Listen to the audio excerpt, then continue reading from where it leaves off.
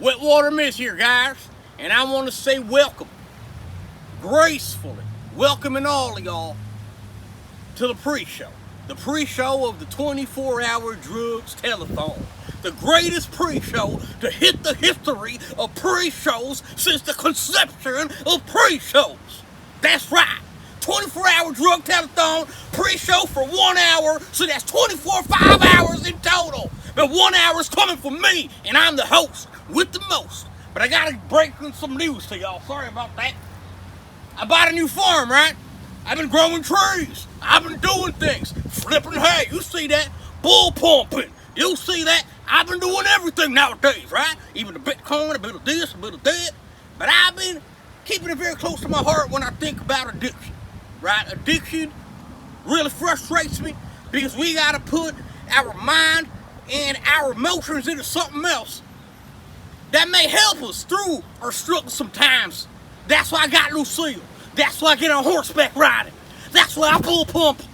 That's why I buy vineyards, right? Be like me and join me on the 24-hour telethon drugs pre-show for 1 hour before the 24 hours, 25 hours in total.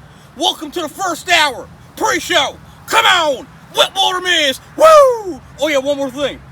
I won't be able to really host it because I'm really busy doing a lot of things. I'm Wet Water Miz. I'm a celebrity, for God's sakes. People want to hire me here, hire me there. I'm not available. But I made myself as available as possible. So bless you. It's a blessing, right? And what we got here is we got Kingmizo. I kind of threw him a little bit of change here and there. Like, oh, go co-host it. And he thinks he's a big shot. So he's going to be like, oh, I'm co-hosting. And look at me. I'm Kingmizo. I'm so cool. I'm a co-hoster. But in reality, I'm the main host. I'm the main host. See you later, Wet Water Miz. First hour, 24-hour pre-show. Woo!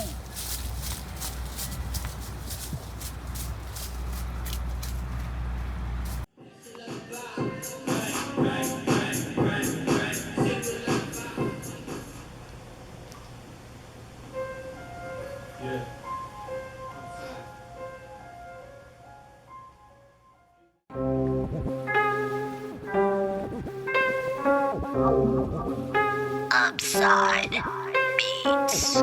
Everything you said, like walking off a ledge, like it's slow, walking off a ledge, like it's slow. Now you go to sleep, good night, white power. Now you close your eyes, good night, white power. Now you go to sleep, good night, white power. Now you say goodbye, I sing your lullaby. Bang, bang, bang, bang, bang, that's your lullaby. Lullaby, white power. Now you go to sleep. Good night, white power. Now you close your eyes. Good night, white power. Now you go to sleep. Good night, white power. Now you say goodbye. I sing your lullaby. Bang, bang, bang, bang, bang. That's your lullaby. Bang, bang, bang, bang, bang. Sing your lullaby, white power. Cut him down, cut him down.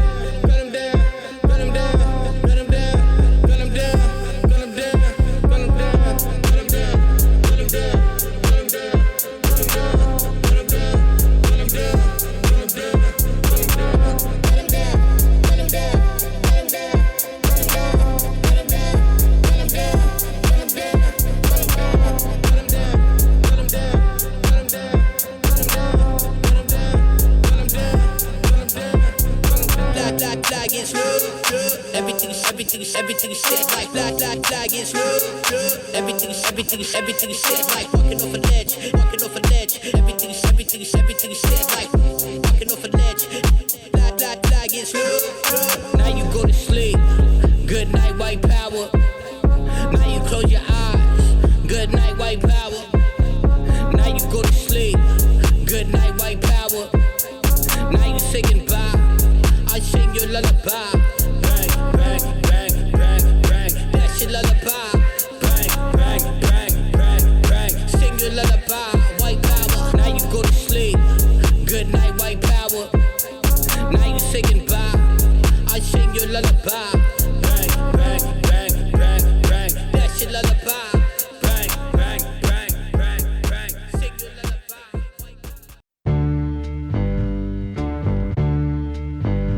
Drugs, the musical, the pre-show. Co-hosted by Wet Water Miz and Kingmizomadeit with Dahesh, Alite, DT the artist, KDB, Kendal Thompson, Logic 416, Mindset, Ben, Suzka, Swiech,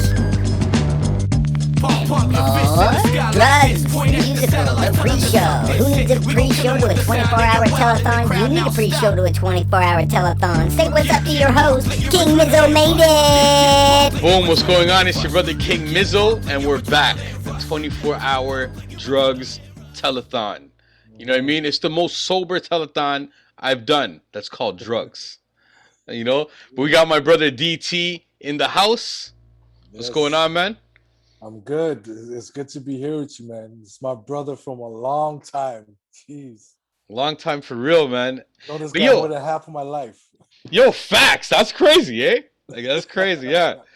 And we're still cool. It's like it's still always just been love. No matter what happened in life, it's just been it's always love, like, you know. Yo, this is the thing. So let the people know who you are for the people that don't know, you know. I know there's a lot, but however you can put it together. All right, so I go by DT the artist. My government name is Keith Sweeney. I'm a hip-hop artist, a touring hip-hop artist. I also develop hip-hop, R&B, dancehall, reggae artists. In my personal life, I'm a shift leader at a men's shelter downtown Toronto. So I've been around the scene for a while. Before that, I worked for Parks and Recs, and then I've also done a lot of community work. So Mizzo and I have cross paths in music as well as community work. So it's always been an interesting thing. But as an artist, you know, you get to see one side, but then being a community worker, you see a totally different side. So it's been amazing to kind of merge the two together and bring the experiences of both into both worlds. No doubt, man. Yeah, you do a lot of different work in the community, and so basically, I know you're working in the shelters, like you're saying. Yes. In Toronto. But yo, I just want to know what we've been asking everyone. Has addiction affected you directly or indirectly? And if so, if you can just elaborate on any aspect of it.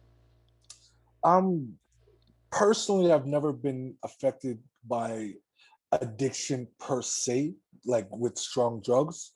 But like for me, I do have one of those addictive personalities, as you know, as I explained, you'd probably understand as well. Like when I get into the studio, like my mindset is like, I gotta get everything done. And, you know, you almost become, you know, so enraptured in it that like, you know, people are like, yo, we gotta go. No, leave me alone. Like, I gotta get this done. Right. So you get so tunnel vision focus. But then on the other hand, working in the shelters, you know, I've seen a lot of clients, you know, to be honest, I've had 2 clients die in the last year of overdose. So that was actually kind of traumatic to go through. You know, you're there and you're doing chest compressions to try and keep them alive. And then EMS comes and they're doing chest compressions and putting a tube down their throat. I've had to administer naloxone so many times, you know, just checking on guys who are using needles, smoking pipes, different things. It's really something where, you know, a lot of times people look at, oh, you know, this person's a drug addict, this person is overdosing, but then they don't really look at the people who are helping those people as well, the traumatic experiences that they're going through. So there's not really as much, hey, Mizzo, you know, this guy just died in your arms. Are you okay? Do you need somebody to talk to? You know, do you want to go home or whatever? Right? We got to fill out reports. There's so many things you got to do. Then after you just lived through that traumatic experience, I got to ask you about that traumatic experience and make you relive it again. And then make you write it down to relive it a third time. Right? So addiction, it's something more than just, all right, this person overdosed and I saw it. Right? As a shelter worker, we kind of have to live with it every day. and we're the ones trying to make sure that people are okay. A lot of times we're the ones, not only just checking on people, but like, hey, if you're going to use, can you please let me know so I can check up on you, right? And for you as someone who's been through similar experience, it gets kind of frustrating for the guys because like, oh, you guys are always checking on me every 5 minutes. I can't get a break. It's like, hey, my brother, I'm just trying to make sure you stay alive. Right? And then there's guys, you give them the lock zone and they wake up pissed. Boom! Why'd you wake me up? You ruined my high. Like, bro, you were dead. Yo, yeah, I almost been like punched in the face almost until they like looked, but like, yo, it's like, because I've always been compassionate, with the man, like, yo, when I came to Vancouver doing this work, it was like I started as an addict before I started doing work with addicts, with cocaine and like different opiates and shit. And then when I came to Vancouver, I was clean, and then boom, like that work, exactly that. Like you're saying with what happens with the workers, it was like going into, even though we have a great union and things like that, it's still like someone has to push you to actually utilize those services, or else often people will self-medicate. And it's like, yeah, man, it was like came into the game during the fentanyl crisis when no one understood what it was. Yo, every day at work, it was like 2, 3. If there was only one overdose for that 1 year, or I'd say 6 months, it was a good day. And it was like, wow, the amount of people, we'd go home at 8 a.m. I talked about this last interview, but I'd go home at 8 a.m. after a night shift and wait for the liquor store to open because I can't sleep. You know what I mean? Boom, down a bottle just to go to sleep, and then boom, the cocaine comes in, and then now you're self-medicating again. And it's like, yo, you need a break, That's kind of something I want to bring up, because when we talk about, users and overdoses and those kind of things, we often forget the people who now have to try to sleep after witnessing and being a part of that. And also, let's be honest, in the black, the brown, in the, I guess, colored community, people of ethnic diverse backgrounds, we don't really want to go to counseling because we always look at it as, okay, somebody's in our business now. Are these people going to come back to my job and say, well, yo, Mizzo, he's not doing too well right now, and then now you're on a leave with no pay and that kind of thing. So there's so many other things that you have to look at. And oftentimes when you're in this type of job, we forget about the well-being of the people who are looking out for, the users. And then on top of that, people just look at it, that person's a drug addict. Well, what were they before? Exactly. Right? A lot of these guys in the shelter, you have a conversation. Like I met one guy, I'm like, hey, what did you do before you came and lived in the shelter? He's like, oh, I was an architect. He's like, what? That's what I'm saying. We got city workers who used to work for the city who are in the shelter. Right? So it's just looking at the I guess the impacts and how things in life can affect a person. And then, as you said, they self-medicate, because to a lot of our clients, reality is so much worse than when they're on the high. That's it. So they get away for that little bit of time. And they're dope sick too. So depending on the drugs they're doing, we're all dope sick off drugs in different ways. But with opiates, the dope sickness is like different, and it's like, so alternative medicine, what do you feel about alternative medicine, and like what are some coping mechanisms that you share with people, or even artists on tour? If you probably recognize the addiction on tours, and we don't have to mention anyone's name, and but I'll mention my name on tour. It's like, yo, it was like, it's like, that's what used to happen because everything is so accessible. So what are some of the coping mechanisms that's helped you stay out of it? One, I already understand you've chose when you have you have an addictive personality, you put it somewhere positive, such as creating music. But even beyond that, what's the advice you've given other people? Be it something spiritual, be it an activity, be it something natural. A lot of times, like when I go into the studio, as an artist, like I've always put my craft like a business. So like yesterday I was in the recording studio. They're like, hey, we need you to come do an 8-bar verse. Cool, no problem. They sent me the beat. I wrote the verse on my lunch break at work. When I got to the studio, I was in and out of the studio in 10 minutes. I was like, guys, I got a radio interview. I'll see you later. And they're like, what? Who does that? Like, you know, people got to get into their vibe and stuff. No, to me, this is business. So I come in with the mindset of, I need to get this 8 bars done. All right, let me lay the main verse, 2 backups, and the ad-lib. When I'm on tour, one thing that a lot of people who know me personally know about me is my personal addiction is sugar. Like my doctor is actually like, yo, you're a sugar addict. Like I can't go a day without some type of sugar. And when I say some type, I mean excessive. Like I'm eating a whole pack of Twizzlers. I'm drinking 2 liters of soda, that kind of thing. So when I don't have that, like you'd almost see me and be like, yo, that guy is like coming off of something. You know, I'm shaking. I'm very angry. I'm visibly frustrated. And people are like, yo, what's wrong with you? And it's like, yo, I just got to get some sugar. So when I'm on tour now, like I'm able to put all that energy into, all right, we got to drive. Let's get the map out. We're in this city. We only have one show, but we're here for 3 days. Let's look into getting some media. Let's, you know, do some touristy stuff and take pictures. You know, I'm constantly organizing everybody. So I got to make sure that I'm always busy. But then what I found is other artists, you know, when we're going to the studio and that kind of thing, to me, I guess it's not necessarily therapeutic for them, but I'm the one keeping everybody on task because I don't like wasting time in the studio. Facts. If I go to the studio and we have 5 hours, I expect 5 songs. Facts. And I let everybody know, yo, if there's not 5 songs, I'm not letting you back into the studio. So then people are like, all right. So like, if you want to smoke and all of that, studios at 5, go out and smoke at 3. Facts. Right? That's like, it. all right. Yeah. So they smoke and they drink and then they come in and then we got to go because I'm not giving you time to get into your vibe while we're paying for it. Right. So that's kind of one of the things that I tell all the artists. But in terms of the coping mechanism, I'm like, guys, let's just be so busy that we don't have time to think about what we don't have right now. Okay. Yo, bro, like that's definitely one of my coping mechanisms.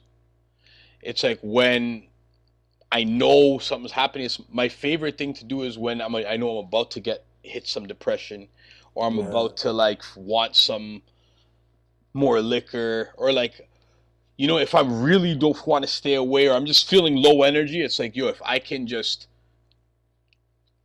write music for 5 hours, record tracks for 5 hours, stare at the thing, get it mixed, go film the video, edit it, stay up all night if I have to, it's okay. As long as I'm busy. So when I go to sleep, when I go to sleep, I have those thoughts. When I wake up, something else, I gotta finish something. That's why me and you are similar in that way. You know, it's like always gotta finish something else. And I always used to think it's just my grind and my hustle. But recently, since I've been sobering up from other things and I have more time to actually be with my real self, I can actually look at my real self for the first time in decades. And a lot of it's hard. Dealing with thoughts are hard, but at the same time, I get to see this realness, you know? And it's like, yo, I'm actually, it's an addiction. That's why I have to, I got to build this metaverse today. Boom. It's like, you know, just working 8 hours and sticking to the program, but it's still not bad. It's used in something positive, you know what I mean? So those are good coping mechanisms, man. When it comes to what's happening in Toronto right now, like there's a lot of different issues, and I think a lot of people are gonna have a lot of trauma systemically from class, just from poverty, just from systemic discrimination, and all of these things is different for everybody. But hope is something that we need, and hope is like doesn't have a time limit on it or a timeline. You know, like striving to get clean from some addiction and falling back. It doesn't mean you fell back. It means you weren't done yet. Yeah. You know what I mean? So hope. When you hear the words hope in the context of this conversation, what comes to your mind and what can you say about it?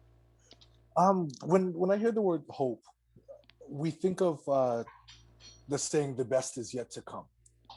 Right? So a lot of times when I was 19, I couldn't picture myself where I am right now. Hmm. Right, 21 years later, you know, I'm a father. I've toured almost half of the entire world. You know, I have people who I can say, this person is my friend. Right? Like I look at someone like you and I could call and say, yo, Mizzo, you know what? I need to talk to you, and I need to talk to you as Sourav, and I'm Keith right now. And, you know, just be like, bro, I had a really hard day at work. And now I understand that you understand what I might be dealing with because we've worked in similar fields. In terms of hope for a lot of the people that are using, some of them can't see the light at the end of the tunnel because, you know, their vision is blocked. But then sometimes all it takes is for someone like us to just walk beside them until they get to near the light. And they're like, oh, look at the light right there. I was like, yeah, that's the one I've been telling you about. So, you know, you look at it, sometimes hope is just knowing someone's beside you. Right. And, you know, a lot of times people always want to say these nice things and whatever, and it might not be the time for it, right? Sometimes you guys say, yo, you know what, Mizzo, I had a really bad day, and bro, I'm stressed out, and whichever. And instead of, yo, you know what, I understand, I've been through it, it's just, you know what, I hear you. You want to talk about it. Yeah, you know what, this happened, and that happened, and a guy died, and I got hit, and such and such and such. It's like, I hear you, brother. Yeah, exactly, man. You know? Because a lot of times, the people who are trying to escape don't feel heard. And in the population that we work in, not only are these guys not heard, but they're the unseen people, right? How many times when you were in Toronto, you're walking by the Eaton Center and you see 50 homeless guys, right? And, oh, brother, can I get some change? Can I get some food? It's gotten bigger. That popular demographic's gotten even larger in Toronto. Huge. Last time I came to visit, I was like, wow, man. But yeah, bro. Hope, man. Yo, I had a moment in life when, like, I was on road. I was in Europe. I was like at a really low place. I called you. Yeah. We had a conversation, man, and it was it helped and brought hope, you know. So thank you, bro. And that's what it is, man. Exactly. It's like meeting people where they are. That's been like a common thread throughout all these conversations, man. Meet people where they are, man. We don't need to judge each other, man. We all deal with our traumas in different ways, man. Exactly. But to also add to that is and I remember when you and I used to talk back in the day, we used to say this thing like, yo, the realness is, and that was our line. But when we look at right now, like, we have to get back to being able to be real with each other. Right? So many people are hiding everything about them. And we're talking about addictions and overdoses, but let's be honest, right now, everybody has an addiction because you see these people can't live without pulling up their phone and pulling up Instagram and Twitter and Facebook and, you know, World Star Hip Hop. Bro, that's an addiction. They're getting that dopamine fix. And, you know, people might be like, oh, DT, what are you talking about? You don't know what you're talking about. Da, da, da. Why are people committing suicide off of not getting likes? You're right, though. It's the dope, and dopamine's real. That's science. Yep. What you're saying is facts. It's science. That's what's released when you're doing a lot of these drugs anyways. That's what it is. So it's working in the same way as a drug. So a lot of these other people are like, oh, how could you compare us to them? It's different. No, you just have a prettier addiction. Yeah. But it's still an addiction. The stigma's different. You know what I mean? The stigma's on a different side. That's all it is. It's like the person that can go home from the office and just, like, maybe they're in the penthouse. They go home, they have a few because, you know what, it's legal. Throw a few back, no problem. They could afford it. Got the money, no problem, and it's legal. Maybe they don't even go call their cocaine guy. You know, maybe they just drink, have a few cigarettes because they can't, and then boom. Like, who knows how angry they are at the end of the day. Other people are just, like, dealing with a bad day because their work is on the street trying to sell cords. They collected cords and they're not robbing you. They're not robbing you when you're walking by. They're actually trying to create a job for themselves. So they can make some money to, guess what? Support their addictions. Just like that person going to work every day. They're mostly supporting their addictions. They're supporting the things they want. They're paying for what they need, but they're really trying to make extra money for what they want. You know, you're definitely right. But to add to that, one of my city colleagues, she would always say, most of us are 2 paychecks away from being like the rest of these guys that we try to ignore. 2 paychecks. So that's crazy. And that's facts, man. During the beginning of the pandemic, I bet you a lot of people realized that. Oh, yeah. And a lot of people ended up being evicted and being homeless. Right? Encampments have been crazy around the city. Yeah. And now they're breaking it down, which is like really sad stuff what's happening, man. The amount of money the city's putting into private police and what the police are doing, like that much a city authority and paid authority like to come in and just to get rid of these camps at a time like this. It's like, just let people live there, man. Like, I don't know. But yeah, yo, brother, gotta keep going. I appreciate all your words and all your insight on this topic, man. You know, respect. All right, sir. Peace, man. But yo, now what song should we play? Some of my songs. Yeah, so all my songs are about making money and traveling and all that kind of stuff. That's okay, man. That's okay. I know it's so funny, bro. If people only hear your music, they don't know. But I know what you're doing. I understand. It's funny, I was explaining to somebody today. So my song "Flip." Yeah. Most people, when they hear it, they think I'm talking drug talk, but I'm actually talking about investing. Right on, right on, right on. What's going on? It's your brother Wet Water Miz, and I'm back again. I've been busy. I've been traveling, you can see, right? And I just want to say thank you for staying tuned in to our episode, the pre-show for the 24-hour drugs telethon. Right now, we heard a great, amazing, fantastic, bull-pumped interview straight from the one and only artist, DT the Artist.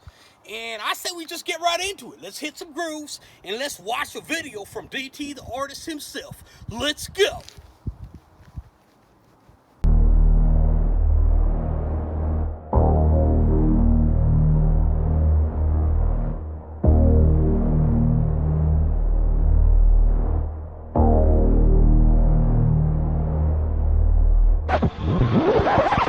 It's the 6. Yes, sir. DT. Hard work for the paper, I'm flipping it. The struggle make you strong, not skipping it. Opportunity knock, I'm not missing it. I'm chasing dreams, not wishing it. Hot clock king, get on the grind. Stay late for that overtime. Good fella, no life for crime. Breaking in green for that hardest life.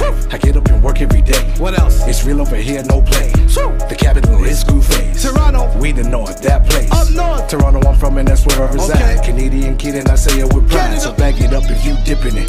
Double that money, I'm flipping it. Come on, flip it and dip it and double this. Double it. Group with the flipping, I'm doubling. Pack it and stack it, I'm making it. Putting some money, I'm making it. Dip it and dip it and double this. Group with the flipping, I'm doubling. Pack it and stack it, I'm making it. Putting some money, I'm making it. Black and gold Giuseppe's, I got money on my feet. Black and gold Giuseppe's, I got money on my feet. If a baddie hungry, I'ma take her out to eat. Maybe fly her to Miami, see that body in the heat. I stay looking. Black and gold Giuseppe's, I got money on my feet. Black and gold Giuseppe's, I got money on my feet. If a baddie hungry, I'ma take her out to eat. Maybe fly her to Miami, see that body in the heat. Okay. I put in that work, I'm flipping it. Me and Shotty stay kicking it. Tear it up, I'm ripping it. What's in the cup, I'm sipping it. Locks long, let him swing. Me the R&B chick just to hear her sing. She need a championship to get the ring. 3P. Head full of bling. I set up the plan and I make sure it goes. Planting the seeds, gotta make sure it grows. Working non-stop every day, a new show. I'm standing firm, so let the wind blow. Back and forth, I'm whipping it. That thing nice, I'm dipping it. Money up front, I'm taking it. I ain't picking it up, I'm raking it. Flip it and dip it and double this. Group with the flipping, I'm doubling. Pack it and stack it, I'm making it. Putting some money, I'm making it. Flip it and dip it and double this. Group with the flipping, I'm doubling. Pack it and stack it, I'm making it. Putting some money, I'm making it. Flip it and dip it and double this. Group with the flipping, I'm doubling. Pack it and stack it, I'm making it. Putting some money, I'm making it. Flip it and dip it and double this. Group with the flipping, I'm doubling. Pack it and stack it, I'm making it. Putting some money, I'm making it back. Yeah. We flipping that money. We put in hard work, man. The 6. Your boy DT. It's protege all day, every day. Flipping it.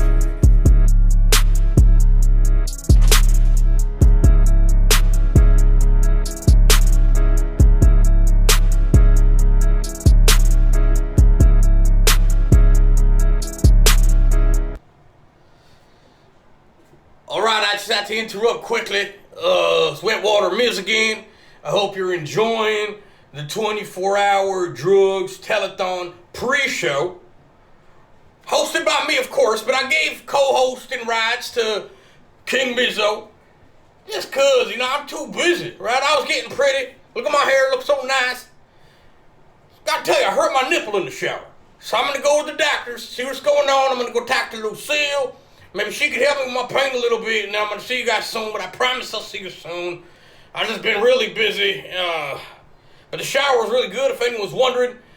No, ladies, I can't send you any pictures if you're watching and you want to message and ask me. No, I can't do it. I got Lucille. I'm a one-horse kind of guy, all right? Wet Water Miz. I'll see you in a few haystacks. Well, hey, Kingmizo, let's continue with your stupid interviews, man. I'm underground, trains on tracks of thoughts and skies pass above me. Rumors in empty streets, roaming by alleyways, my array of consequences confidential. I ain't disappeared. Fact is, I'm still here with love, still on beats by God. Question is, did you render it? Modifications and frictions with fiction, scientific chips planted in air molecules. Modify the field, matrix and cubes of dimensions. Forget it, dementia mentioned, life has had it. Living in the distance online, our sentences is long, still we students until we conquer. We stronger now, you hear me now? Wisdoms have bonded. Listen, don't let me bother you. Time is of essence. Put out your cigar, refill your drink. Let it be known I've been at the top of my throne, crown broken into gold pieces, distributed with y'all. Judgmental, inadmissible. Take a stance, tip of advice. Change your home. Take a chance. I will always rap. Take your glance if you're miserable. Look at the lens on the drone, testing you with the different tones. Marathon distances off in zones. Keep your change for the fare your life cost. Mine has grown. We alone, even when the pack is home. Overdoses of choices, voiceless decisions. Emergencies offline, hang up your phone. We already on time. My ethics valuable. Metrics calculable. Law of attractions, equations of a theory. Theory finalizations on terms of mid. Get rid critics vividly picket strikes against bases livid. One step pivot. Beyond we all gone, so be gone. I got my ticket. Customs ripped it. While I'm here, you best know that I'm on a list. Identify my matter you wish. This is not my command. You've taken advantage of the genie and Aladdin. I spit random. Boom, what's going on? It's your brother Kingmizo, and right now we're back with another guest. Her name is Suzka. What's going on? Hi, how you doing? Yo, peace. So, yeah, let the people know who you are, what you do from your music to your work, briefly, Sure, I'm a world violinist. I'm classically trained and I do hip hop and all that kind of stuff. I've been doing it for the last 20 years or so. And in hypnotherapy, I work with basically trauma, a lot of people that have trauma. And we go into the subconscious mind, we heal addictions and all kinds of stuff. Sorry, cat's meowing. Yeah, that's okay. The cat's in the Telethon now. And yeah, so that's basically in a nutshell what I do. Spent the last 10 years as a yoga teacher and meditation. So I spent a lot of time just teaching people how to relax, find trauma in their body, learn how to breathe, and all that kind of good stuff. Perfect. Okay. And yeah, so we'll continue. And harm reduction. What are your thoughts on harm reduction? From what understanding you have on it? Meaning like, actually, no, I shouldn't even ask you that question first. First, I'll ask you, has addiction affected you directly or indirectly in any way? And if you want to elaborate a bit on it. Yes, well, being in the music industry, around a lot of drugs, marijuana mostly, alcohol, all kinds of substances. And when you get into the scene, nightclubs, what have you, you're getting it offered constantly. So there's always opportunities to drink or do drugs of any kind. And I did have some time, mostly just with marijuana, and just to relax before shows and things like that. And then it became a problem, and I didn't even realize that it was possible to be addicted like that. And so, yeah, I really had to dig deep and find the cause and the reason why I was even drawn to it in the first place, which really goes a lot deeper than just, wanting to have a substance. Mm-hmm. Yeah, no doubt. And like that's what it is too when it comes to like addictions. Like a lot of people have been saying that, and like the people I've been interviewing, a lot of people have been speaking about marijuana, and it's like legal now or decriminalized. Not even decriminalized, it's legal. If it was decriminalized, it'd be better. But it's like it was almost the opposite stigma of like heroin use. It was almost like, yo, but it's just a joint. Yo, don't you want, like, you're stressed out? Here's a joint. And it was like almost normalized to the point where a lot of people didn't realize it was an issue. Like me too myself. Last November, I tried to get rid of anything I was smoking. I didn't want to smoke anymore, and it worked, and I felt better than ever. Right. However, it also brought up, like since I was 13, I've been just stuffing myself with some type of substance, and then it brought up so much emotions that my moments of depression became harder than they ever were. They were tougher than it ever was, because I had to actually look at myself, and so like when you talk about marijuana, it's like it seems like such a small thing, but it helped. And I fell off. I'm smoking again, but that's okay. I already know my plan, so I'm cool. I'm where I'm at, But keep going. You never know. We quit 7 times, and it's the 8th time we're like, that's it. Exactly. And I needed it. I know I felt that type of fresh air. So it's interesting that a lot of people are bringing up marijuana as their direct experience, So coping mechanisms, like since you deal with music, you create music, you're, like you said, you're a hypnotherapist, you teach yoga, meditation, focus on breathing, on the breath, things like that. So these are all different ways to cope. So how would you say you coped when you wanted to get rid of or take control of that addiction, or whatever the right words are? How did you deal with it? What was your coping mechanism? Well, I got thrown into entheogens, the world of entheogens, if you know what that is, divine plant medicine, unwillingly. So I started just microdosing with mushrooms and psilocybin. And then I went on a trip to Africa. And when I was there, I was with a partner. We realized that a lot of people that were walking around had heroin addiction. And we didn't realize it. They were just really out of it. I was like, oh, what's wrong with these people? But they were like not connecting. I'm talking like the age between 20 and 30. The elders were okay, but it was like the youth. And apparently there was a huge problem with heroin. And so we looked into, medicines, and we found that iboga was actually a really amazing plant to help with it. And so in order to work with any plant medicine, obviously you have to take it yourself, and you have to be indicted into it. So I ended up taking iboga and went on like a 5-day journey out of body into spirit realm, and really had everything deprogrammed in my mind. So when I came out of it, it was like being born again, literally. Like I saw God and saw everything and indirectly, right? And it really changed my brain in a way that made me had to really look at the things that had been going on that caused me to even want to smoke to begin with, or to even have started the addiction. So it really unpacked all the havers of trauma and things that are intergenerational. I didn't even know that either, but until I was in there, seeing the things that I saw and having everything defragmented in this world taken apart, gave me a better idea of what my purpose here at this time was to do. And it was to go through that journey and to be able to understand it fully so that I could help other people understand it from the inside out. So there's no judgment or anything. There's more of an understanding. Yeah. Yeah, I'm muted. I'm basically saying like the no judgment part, which is leads to like the stigma and back to the stigma of it's hard to heal your. It's tough for a lot of people. It was tough for me to find any healing when I wasn't able to speak to anyone about it. Exactly. Yeah. Because I felt like I would be judged. It would be used against me. It would take away from who I am. They'd see me as an addict instead of someone dealing with an addiction. Exactly. And, so these are like important things. So when it comes to a medicine like that opens you up to, healing others, like through your hypnotherapy and all that all came after, right? Like, did you study hypnotherapy after?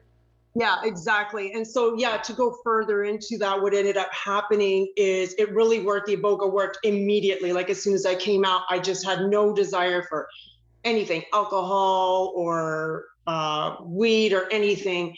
And then after a while, that too would wear off. However, I was already farther along in my journey now that I had to become aware of the trauma and things that had come up and the things that had caused me to even go down that journey. And so I just began searching, and I was like, I really need to get back to my authentic self. Like, who am I really? Like, what happened before any of this trauma? Because I've survived a lot of things in my life, which would be a really long episode. A whole nother episode. But when you endure things, you're like, oh, well, I made it through, so I'm good. I'm just going to forget that even happened. I'm good. I'm going to keep going. But you are good. You maybe make it through, but that trauma is still there. It's in the body, stored in your cells, and it comes out when you least expect it. Usually intimate relationships, and just at any time really it can come up where you're really stressed, high stress, right? All kinds of things. So I really needed to find new coping mechanisms. I was like, this is not working for me. That's when I really got it heavily into the meditation. I went on a 10-day silent meditation retreat. And then one thing led to another. And in my search, I came across an amazing mentor in hypnotherapy. And then I just started studying underneath her. Her name is Marissa Peer. And she's basically a psychotherapist who had been doing it for like 30 years and came up with an incredible method of helping people get to the source of the trauma as quickly as possible so that you can heal. You're not healing the addiction, you're healing the trauma behind the addiction. Yo, so what's funny while you're talking about all that? Not funny at all, but when you're talking about all that, I was thinking about that conversation, and this is something that, me and my wife both signed up for after, right? We just couldn't go because we went to Europe at the same time. Like, the time it finally opened up for us and we got the invitation, we were leaving, or something was happening. We just couldn't. For a 10-day meditation, or what did you sign up for? For the Vipassana, or if I'm saying it right. Yeah. And like, you actually you're the one who made me aware of that on that drive. Oh, yeah. Oh, nice. Yeah. So like, since then I was like, I looked at it and I was like, just the silence, like, that's pretty cool. So like, harm reduction itself we're going to do it one day though. But good. Yeah, you should. I was just talking about that with my friend Mike today, who was talking to me about microdosing and that type of therapy again, and silence. And he was talking to me and he was just like, I just met you once, man. And he's like, you're on a high vibration, but you struggle with silence. It's like, you probably don't have silence in your mind at all, right? And he's like, I'm not trying to offend you. I'm like, no, I don't, And it's like, I know that because I live in a house where it's like, my wife's very quiet, calm. It's like the opposite vibe almost, we're the same but opposite in ways. Balance. Yeah. And that's when I started realizing that, I'm actually really loud. I talk all the time. Like, and when I'm not talking, my brain's talking to me. So it's really like, the silence is an important thing. But I wanted to bring up the harm reduction part of access.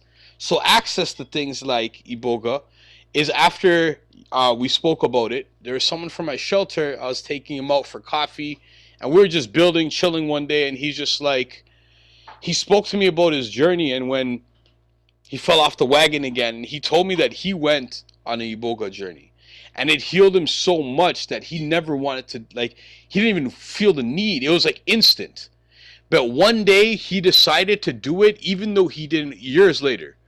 He told me, he was like, he didn't even have a craving for it. but he still just wanted to do it.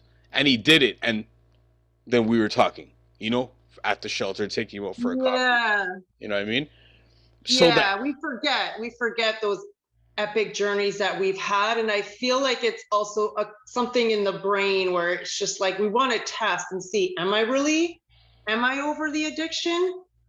And really, you're over, you always have a choice. And I think that's really important, is to really change your entire lifestyle. Like when I was treating people in Africa and they would take the medicine, I said, you're going to get better. This is for heroin addiction. You're going to get better. You're going to feel great afterwards. But then it's the aftercare that's really important. Who are you surrounded by? Who is your support system? What are you going to do that's going to replace the habit and the time that you spent doing the heroin or the drug of your choice? And that's a huge component that a lot of people don't look at, because the aftercare is just as important as the journey itself or the medicine itself. And you have to stay on that path of like, you know what, I'm happy being clean and I'm just going to stay on that sober path and just go. Yeah. And that's really, really important, because I've seen people fall back. It's like 70% people were able to let it go, like let the heroin go, and then the rest would go back. They would just keep going back. Okay, yeah.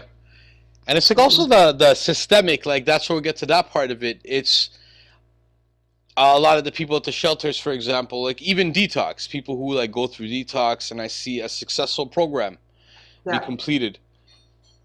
And it's like, but I'll hear stories while they're in the program, like, yo, I keep coming back because I don't know where I'm going to go after. Or it's like, I have housing, but it's right there. So when I have to go to the store to buy milk or bread or whatever it is, an apple, I have to walk by everything that reminds me of addiction, you know? So like systemically, a lot of people can't really get away from it. And I think that has a lot to do with it personally. I don't know, man. What do you think about that? Yeah. Yeah. What do you think about that? Like the systemic, like the systemic, the classism. Do you feel there's any classism attached to it? Do you feel there's mental health attached to it? You know, absolutely. I think, for example, the ghettos are a great example where it was like forcing people into a place where what else are you going to do? A lot of the people end up going to drugs and being on the street life, right? And they're forced into environment. So environment is huge part of how we're raised and what we want to do or think we can do with our lives. Same with racism, sexism, huge topics. You need to be around a support system. You need to be around people that are showing you in a healthy way who you would like to be in the future if you're a youth. And same with as an elders, same thing. You can't just be the only elder holding it down. You need other people to hold you accountable as well. So accountability is huge. But if your entire community is messed up, who are you accountable to? True. Yeah. Right. Look at the Indigenous people here in Vancouver. I'm in Vancouver now, and you get put on this land on the side piece over here, and then like given a bunch of alcohol and just go ahead, get on with your life. And meanwhile your family's been killed off, and all kinds of horrible things and atrocities have happened. So in that way, it's like, what kind of message are you telling to the future of that person, that group of people, right? So I think there's a big problem, absolutely, with that. But then again, it also happens in rich white communities. You have tons of drugs, huge. So that's a whole nother thing too. And they're getting away with it. A lot of people, they think they're getting away with it, right? It's just not a problem till the money runs out. I've heard that. Exactly. And I didn't realize this until I would start going. I've been in the film industry and music industry, and I'd go to some of these parties. I'd perform at parties, or I'd just be there. And I didn't realize how many of these people are huge cocaine addicts. Yeah. Cocaine is a massive, and it's just normal. People are just doing lines. I'm like, oh my God, these are people that others would look up to. Yeah, because they got a fancy house or right, nice car, whatever. They got this life. Maybe they're CEO of a company, and they're just doing lines. And I just found that so sad. I was like, how many people are living with this closet addiction? Definitely. to have this persona of like, I'm fine, I've got it all together. It's the rich man drug, so it's okay. It's different. It's looked at as, it's like, one of my biggest addictions in my life was cocaine. And it was the toughest one. I don't smoke cigarettes anymore. And that was the toughest one too. That was like affecting me in such a way that I couldn't even see it. But it was just deteriorating me on the inside. But I haven't had a cigarette since November. And I don't, I feel really good about it. And I don't think the way I feel is I'm never going to have a cigarette again. That's how I feel. But when it comes to cocaine, it was one of the toughest addictions because it was so normalized in a little circle. And it was like, well, it's a secret drug, but everyone knows they're doing it. No one's talking about it because a few of you are in the bathroom together at the party, and then you come out and it's normal. And you're just really excited now about the conversation. That nobody notices. And it's like just the cocaine itself, it's like very hard to get away from. And I think that's like a different stigma attached to it, And absolutely. And it's like, that's another thing. I haven't done cocaine in a long time, man. Like, and it's amazing. But it was so accessible and so easy to get. Especially like fans. I'd like land in places. I'm like, yo, we're in Rotterdam right now. Anyone want to link up? Boom. Hey, here's a shoebox of drugs. I love you, but here's drugs that are going to kill you. Because they don't understand. They're dealing with addiction themselves. But I don't know, man. I think it's a journey, and I think it's about meeting people where they're at. And the work you do is dope. And even after this, I would even like to speak with you quickly about your work and even utilizing some of your services, And absolutely. But yeah, so if there's anything else, like I would like to say, to end it, I would want to talk about hope. Unless there's other stuff you want to add on, feel free. But hope, that's what I want to get to. And when you hear the word hope, in the context of our conversation, what comes to your mind? I think hope is really important. There's always hope. It's never too late. I've seen people change around like that. It's really a desire. It's when the mind decides and chooses, I'm done, I'm ready to change, that's when things will change. For example, I won't treat people for, say, smoking addiction unless on a scale of 1 to 10, I ask them, how badly do you want to quit? It's got to be like 10 or higher. And they have to, and I ask them other questions to really make sure they're really going to do the work needed afterwards as well. So I think really it's just keep the hope, really keep the hope, because you can never give up. You can never give up. Even if you fall off the wagon, you do another line or whatever it is, keep going, keep searching, keep looking for the help. Right now we're in a time in psychology, it's amazing. With neuroplasticity, our brains, we have the ability to change things so quickly. And there's so many opportunities to heal. So right now we're in an amazing time of healing. And I think it's a great time to address anything that's, you feel is holding you back or interfering with your life, which is what an addiction is something that's causing you to not be the best and ultimate you that you can be. Yeah, facts. I feel that. All right, cool. Yo. Well, thank you for being on the show. We appreciate it. Thank you. All right, peace. Peace. Okay, one more thing. What song can we play of yours? Oh my gosh. What do you want? Hip hop? You want some more meditative, relaxed music? Maybe some relaxed music would be cool because we have rap already. I do. I have an album called Lemurian Dreams in 432, which is really nice and relaxed. There's a good song called Awaken. Wet Water Miz here, and you're still tuned in to the pre-show for the 24-hour drugs telethon. And right now, you just heard an amazing interview from Suzka, giving us that knowledge, that pure grade A knowledge. And now you're about to hear some of her music. Let's go. Right on, partner.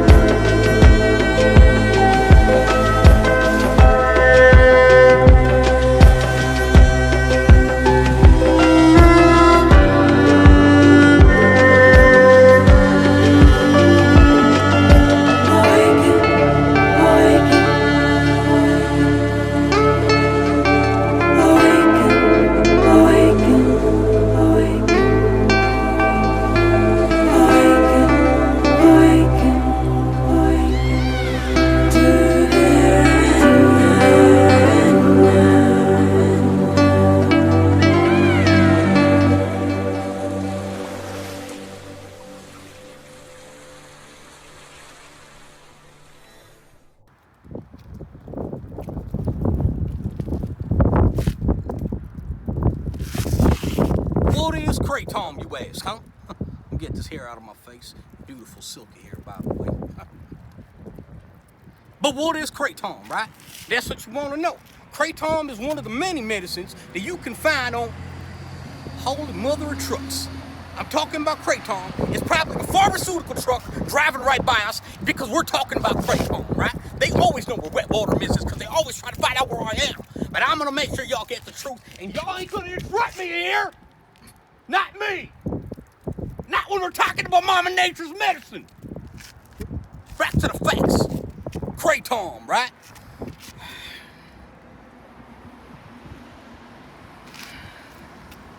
Oh, I gotta give you hell, guys. Back at it. Kratom. Will you even let me get the message out? Jesus. Kratom is a plant, a natural plant.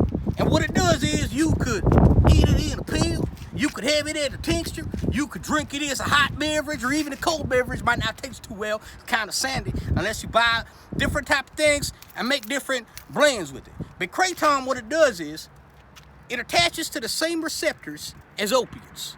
So I know a lot of people when they're trying to get off of opiates, the hardest part is the moment of when you're dope sick.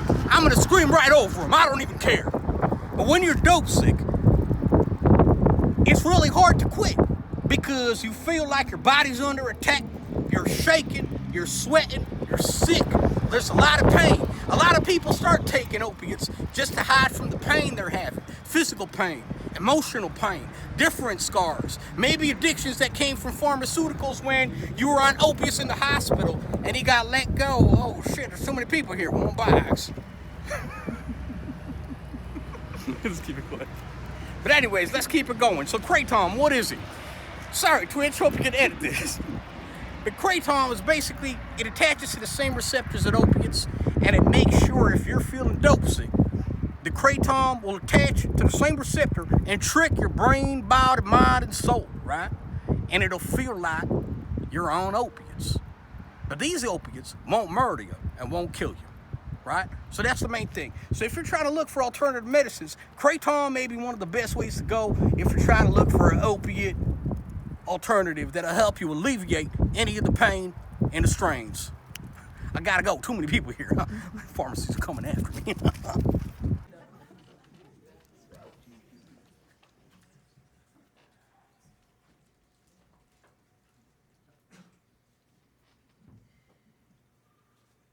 Purpose is one of the strongest medicines we have to heal from the deadliest of diseases. And it doesn't cost a dime. Ever elusive in its attainment, both a curse and a blessing, it can emancipate your mind, lead you to commit despicable crimes, or help you rise above all the trauma and agony that you must leave behind. My poetry is my purpose. Now please, take a deep breath before I continue this rhyme.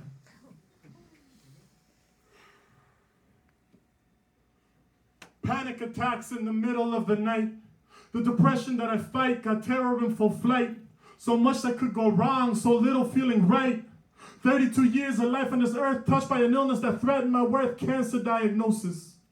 I cried when I wrote this, it's hard to keep focused, a time in my life when I also felt hopeless. But I rose above this. My ex-wife loved me through it. Surgery done, no chemo was needed. Daughter Helen walked me through it. All of my tests passed and completed. My healer taught me through it, made a blessing out this monster, and my body healed me through it. My Diosha, how I never conceded to the fear deep within. Still, I was one of the youngest in the hospital's cancer wing. Waiting to exhale and be free from it all. Benign, unremarkable, incidental, I just called. Words that had me crying, tears of freedom from the moment that I read them. I survived them, I'm still here. I'm still fertile, I'm still lighting candles with these verses that I'm writing. An illness such as this could only be explained by the people whose lives it touched. Those who ain't felt it might dismiss the pain you're in, so don't lean much on anybody who ain't helping. Cut them out your life, keep working on healing from all of the hurting. I got dissed by a tiny little man because of my surgery. I could have murked them, but I let karma handle that. My health is more important. Black, Latino, Asian, or white, anybody could end up suffering. My prayers to you if you have it. I had it young, but I fought it. Changed my diet, lost some weight, exercised, and I kept at it. Healing is a habit. Thank you, cancer, I got the message, got my body sliced, but I made it through the passage. Dr. Decker told me to write this. Illness is dark, so I must light this flame of hope with the story I lived and all the love in my heart to give. All we can do is fight to live. Millions do survive. My life is better for it. Rest in peace to the ones who did it. Your health reigns supreme, so don't ignore it. This verse was written to combat the anxiety and panic that plagued my life after the diagnosis. You see, I had spent so much time fearing death that I had stopped living. One gloomy night in Jane and Finch, I shared this realization with a powerful young woman in the midst of panic attacks of her own. I had spent so long fearing death that I had stopped living. She thanked me the next day and told me that she was finally able to get some sleep because she grasped the depth of what I had shown her. Today, she is one of my favorite poets. She found her purpose. Purpose is one of the strongest medicines we have to heal from the deadliest of diseases, and it doesn't cost a dime. Purpose is that moment when you're speaking and listeners are clinging to your every line. Many people live and die without purpose. I'm thankful to have been able to heal people with mine.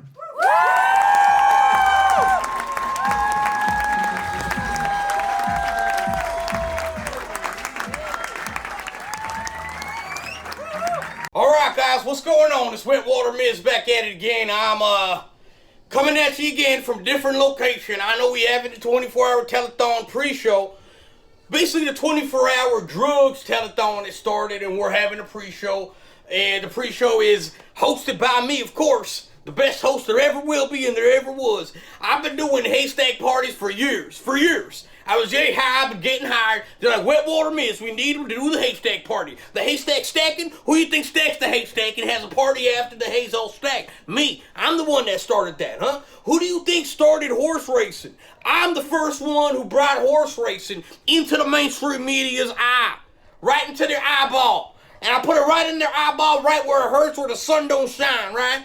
And they listen to me, and sometimes they gonna follow my lead, right? I take the lead. I'm a trailblazer. I'm a trailblazing, hay-stacking countryman, right? And we're here, we're talking about the battle stuff, right? Addiction, the stigma, the police brutality, the systemic racism, the class war. All of these things going down in Toronto right now, as a matter of fact. Some crazy things have been happening. Well, first of all, I gotta ramble a little bit. I'll let you know when I'm gonna take a little break.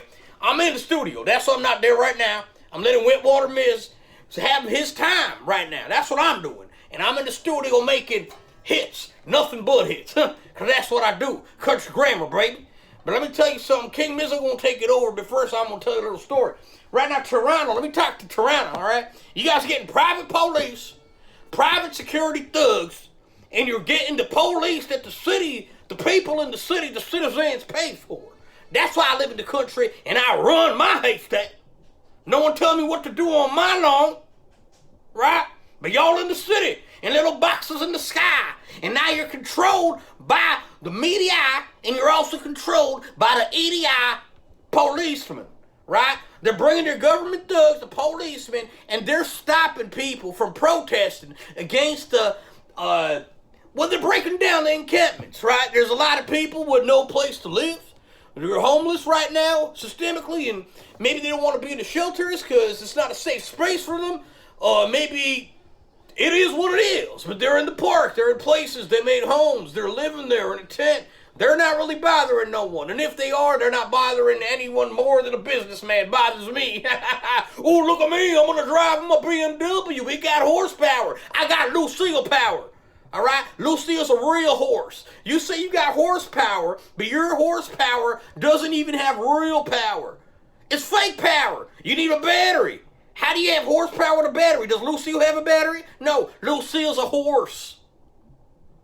You know, don't get me started on these police trying to take down these encampments and get people out of the homes that they've created, because our government funding can't create enough homes for everybody else, and we don't tackle the mental health situation as much as we should. There's still stigma attached to homelessness and addiction, and sometimes we just can't dot the lines together, and I don't know why.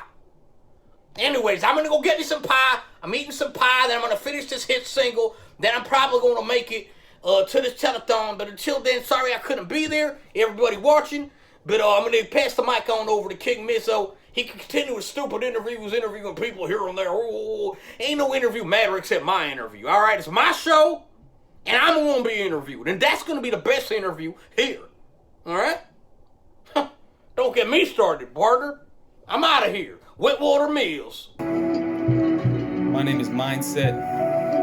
Shout out to Gorilla Music. Stoked to be a part of this one. Stress arrest me, blessed to just breathe. Hard to kill the evil, a mess you can't see. Stress arrest me, blessed to just breathe. Hard to kill the evil, a mess you can't see. Do you really know what's going on inside of the head of a lonely one? If you're looking this way, better close it shut. Never really wanted to open up. Sunbeam in the eyes too much. He run free, but he shot too much. Drunk clean, but he irate touch, but he's unseen, cause he's hot too much. Feeling deflated, be real, he's underrated. Hated to celebrate it, he's been underestimated.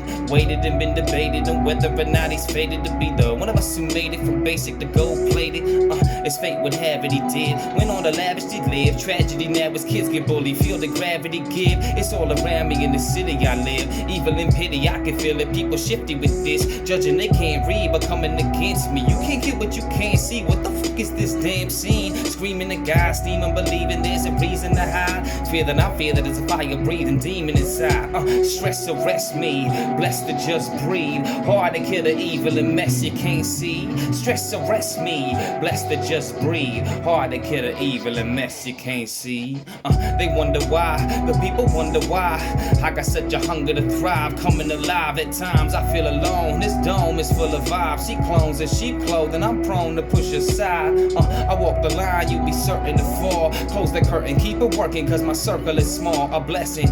Keep stressing though with chronic depression. A different dimension I live in. Don't bother to check in. A bomb in a session. But common collector. You come in second. Beyond intervention. Addicted to spinning records. Rhyming and kamikaze on a lobbyist mission. Obvious evidence and discomforts and I was enlisted. Listen, don't be a victim. They just want to judge you quickly. Bunch you all together in one group and start dismissing. Spark a revolution in the souls of those listening. Closed off to the world but still feel the globe shifting. Stress arrest me.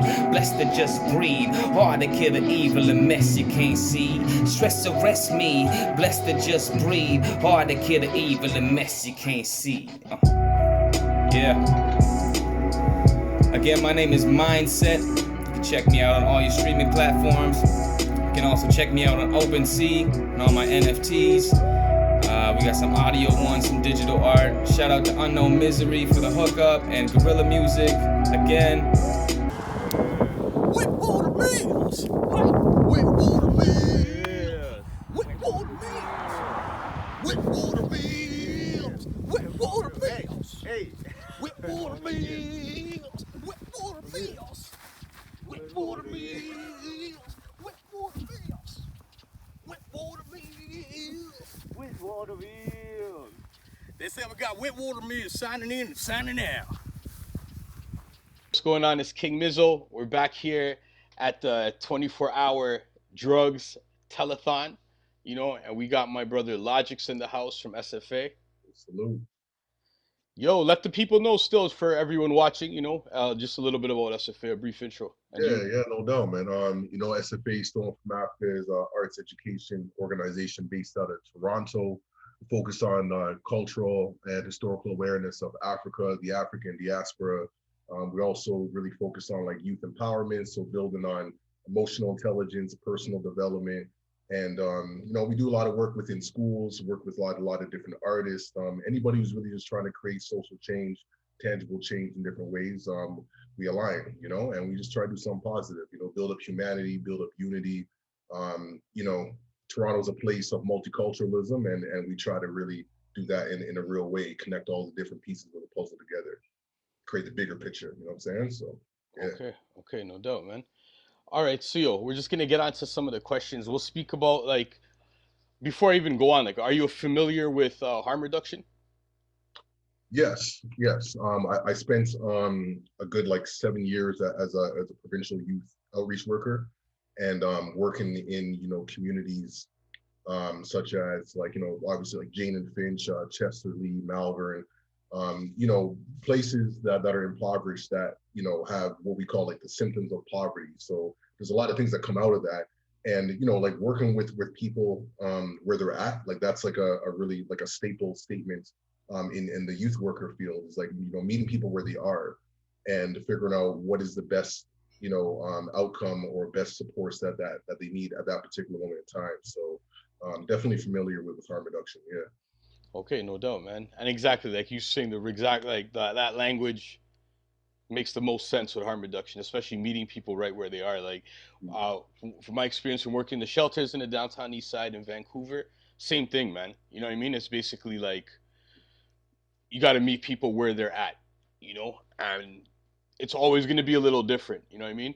So, yo, has addiction affected you directly or indirectly, in any way? If so, you want to even elaborate on it a bit? Yeah.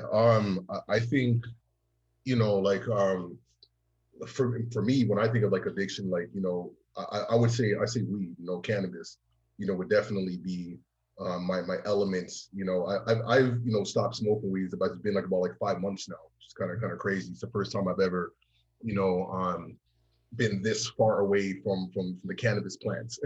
And I always laugh to myself because like now that things are like legal and people can grow plants and all these things, like now I decide to like I don't want anything to do with it in that capacity. You know, I still respect the plant and you know it's just that my personal relationship with cannabis has changed.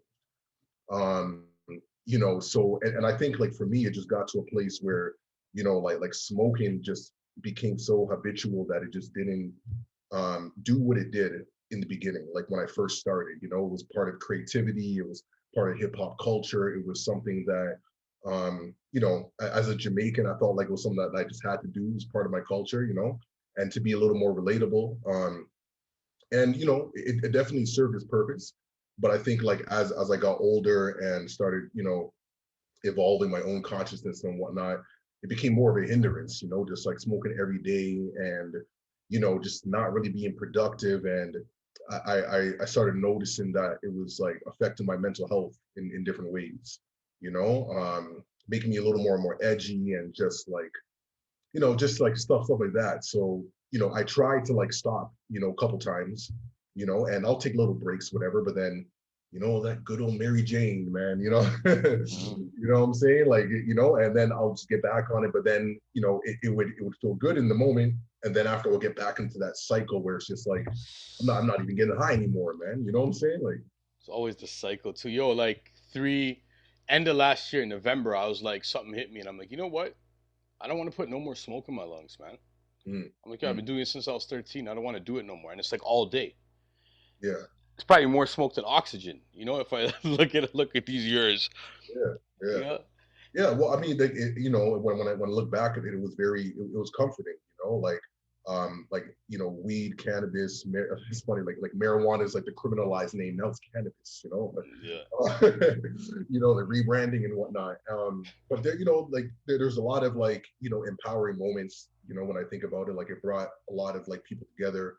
It's my friends and moments where we bond. It was moments of therapy. You know, I know that me and you had many sessions like that. You know, the same when we were stressed out, we'd bonneting, and then that's when we would unpack. Like, you know, we didn't call it therapy, but that's what it was. We just reason. That's what we do. Let's reason. Yeah. We would reason. We'd either go to the studio or whatever the case, and that was our way of like coping and whatnot. So, but yeah, like I said, like it just got to a point where I just noticed it was hindering in other aspects. Like, you know, times where I couldn't sleep at night just kept me up, and then I would have to go to work, and then just feeling just like sluggish and you know, and I'm someone who also enjoys like running like 5K, you know, runs, you know, like not the marathon, but no, I don't do that. But I do the 5K runs, and there's times where like, you know, I have the pressure and it would just, you know, it was just a great hindrance, you know what I mean? So so yeah, so that being said, man, I just, you know, I just got to a point where I literally just woke up one day and was like, you know what, like I just don't have that desire anymore. It was strange. Like I don't know if it's because of COVID or, you know, being isolated or whatever the case, but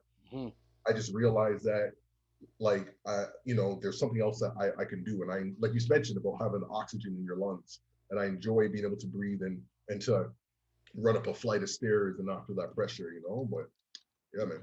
Yo, those brought some ideas to my head, like some questions actually. So it's like the stigma, you know, it's almost the opposite stigma. Yeah, like marijuana had stigma growing up. You know, it's like such a criminal thing. You smell it in the staircase, and it's always the bad kids, you know. But it's like cops pull you over, it's like, oh, your life get ruined for a bag of marijuana. They already Yeah. did that. But now it's the opposite stigma in a way for us, I feel. So like, do you feel like you said you took a break finally, so when you took a break and you can feel like you think clear, and it was affecting your mental health, Mm.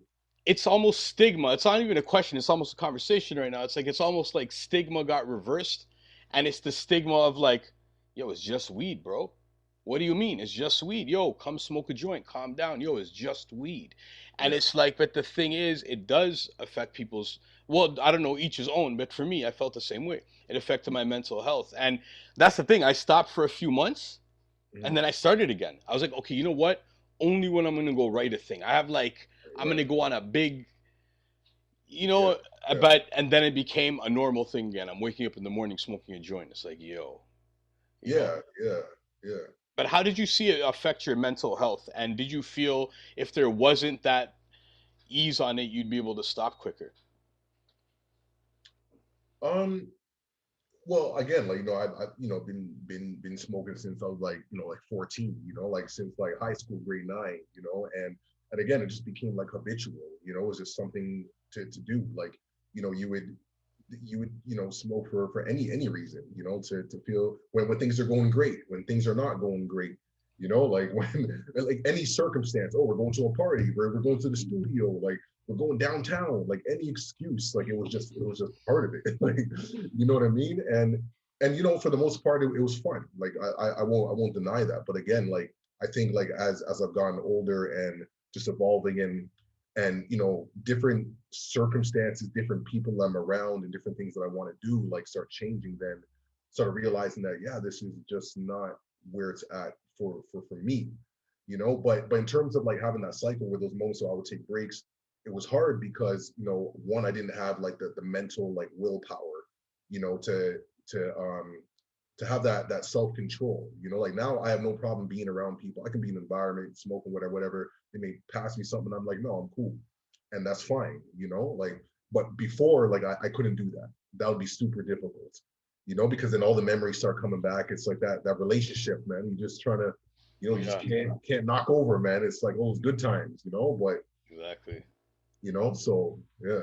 No, not being able to say no, true. It does take like moments of thing until it becomes like a fun game almost.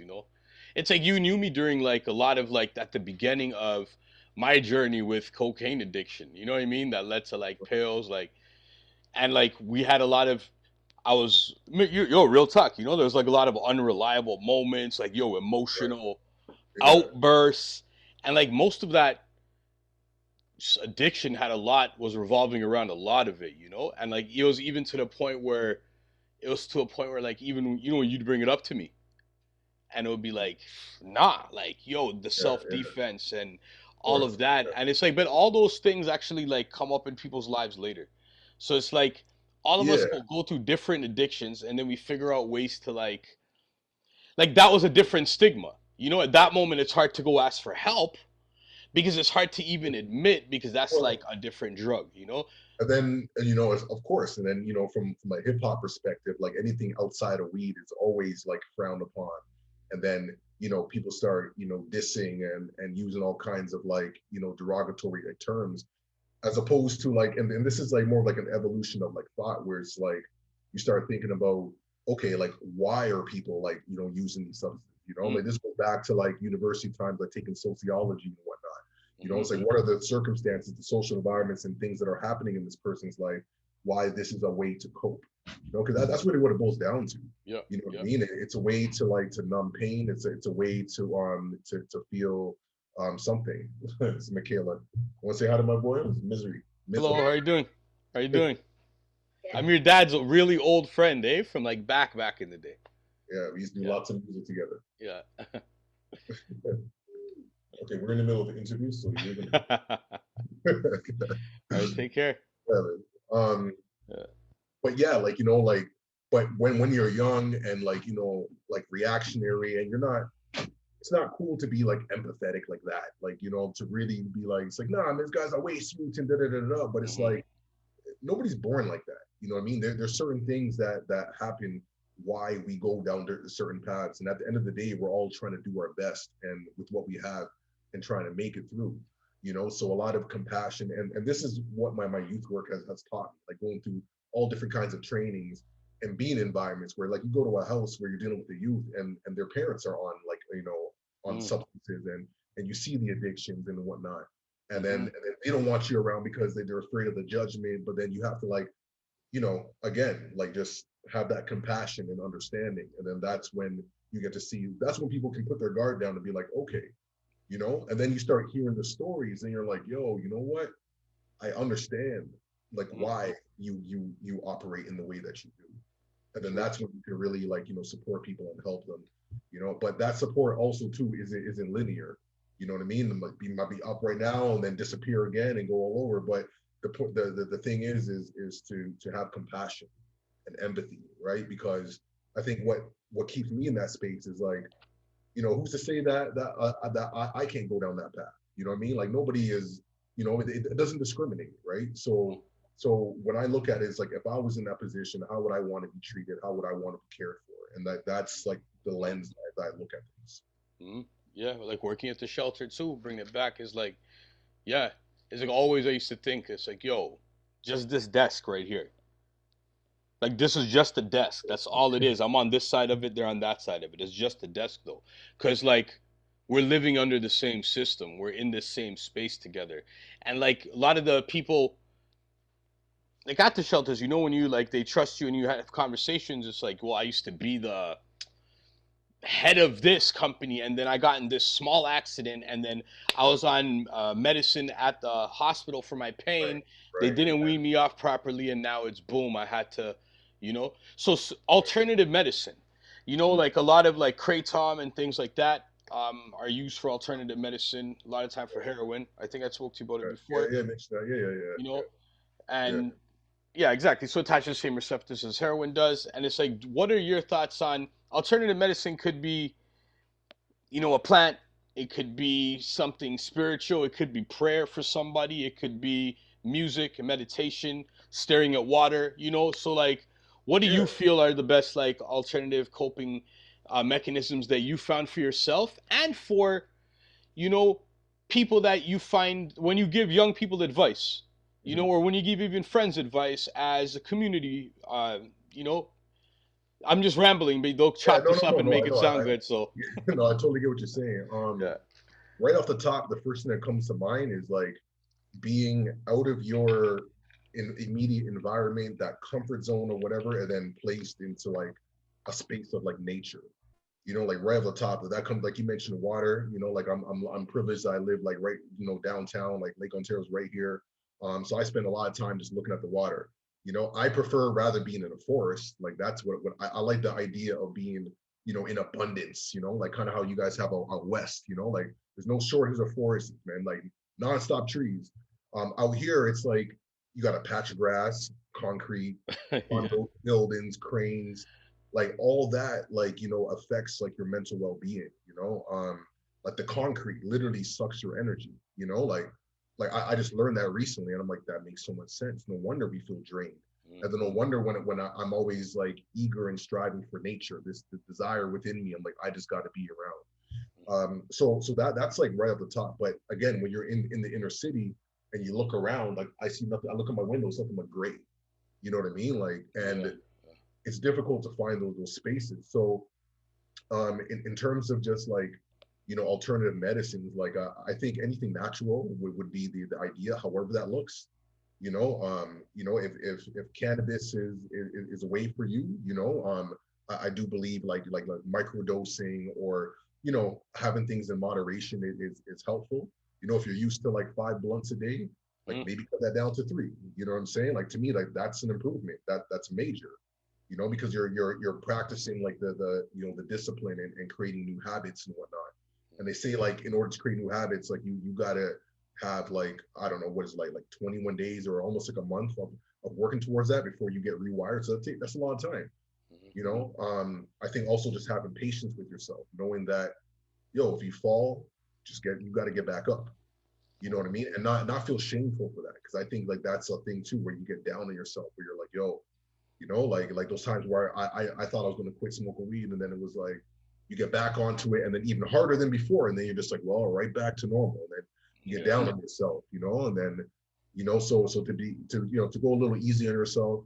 I'm trying to think, like, you know, it's like I said, coming from the city, it's so challenging with everything around you, you know, especially if your environment is not like supportive of that.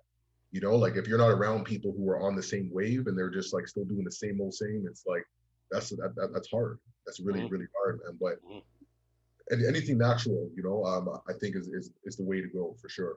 No doubt, man. And there's so many things too. And it's I just have a few more questions, bro. One would be like peer programs. We have a lot of peer programs at shelters where it's like active users who have their use somewhat more under control. Right. Than the other, like we're talking even the heroin or not no heroin anymore, like fentanyl, but they're helping other peers who use and watching them during overdoses and things like that, helping them with lived experience and creating programs that help them or that help them cut down. What do you feel is the importance of programs like this? And do you feel is beneficial for it to be part of government funding? You know?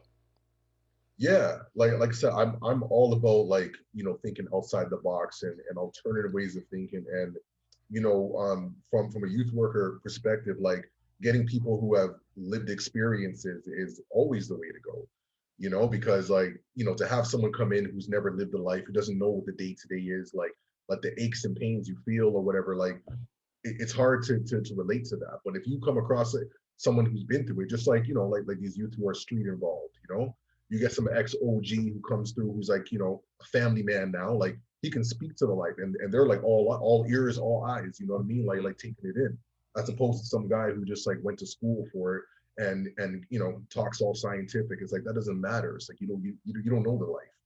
But to have someone who can show a way that you can, you know, sustain, you know, and to be, because I think what it is, it boils down to like just self-awareness. You know, and I think as long as there's ways and that's a focus, because based on what you're saying, that's what it sounds like. You know, how do you manage this? Okay, you realize that this is something that you enjoy doing and has helped you in XYZ way or whatever. Okay, cool. It's not going anywhere. Now, how can you bring up your self-awareness so that it doesn't interfere with your day-to-day life, like the necessities of survival? You know, so self-awareness, I think, is like the foundation of it. And people who live, you know, the lived experiences are the keys to that, you know. So people can see direct examples.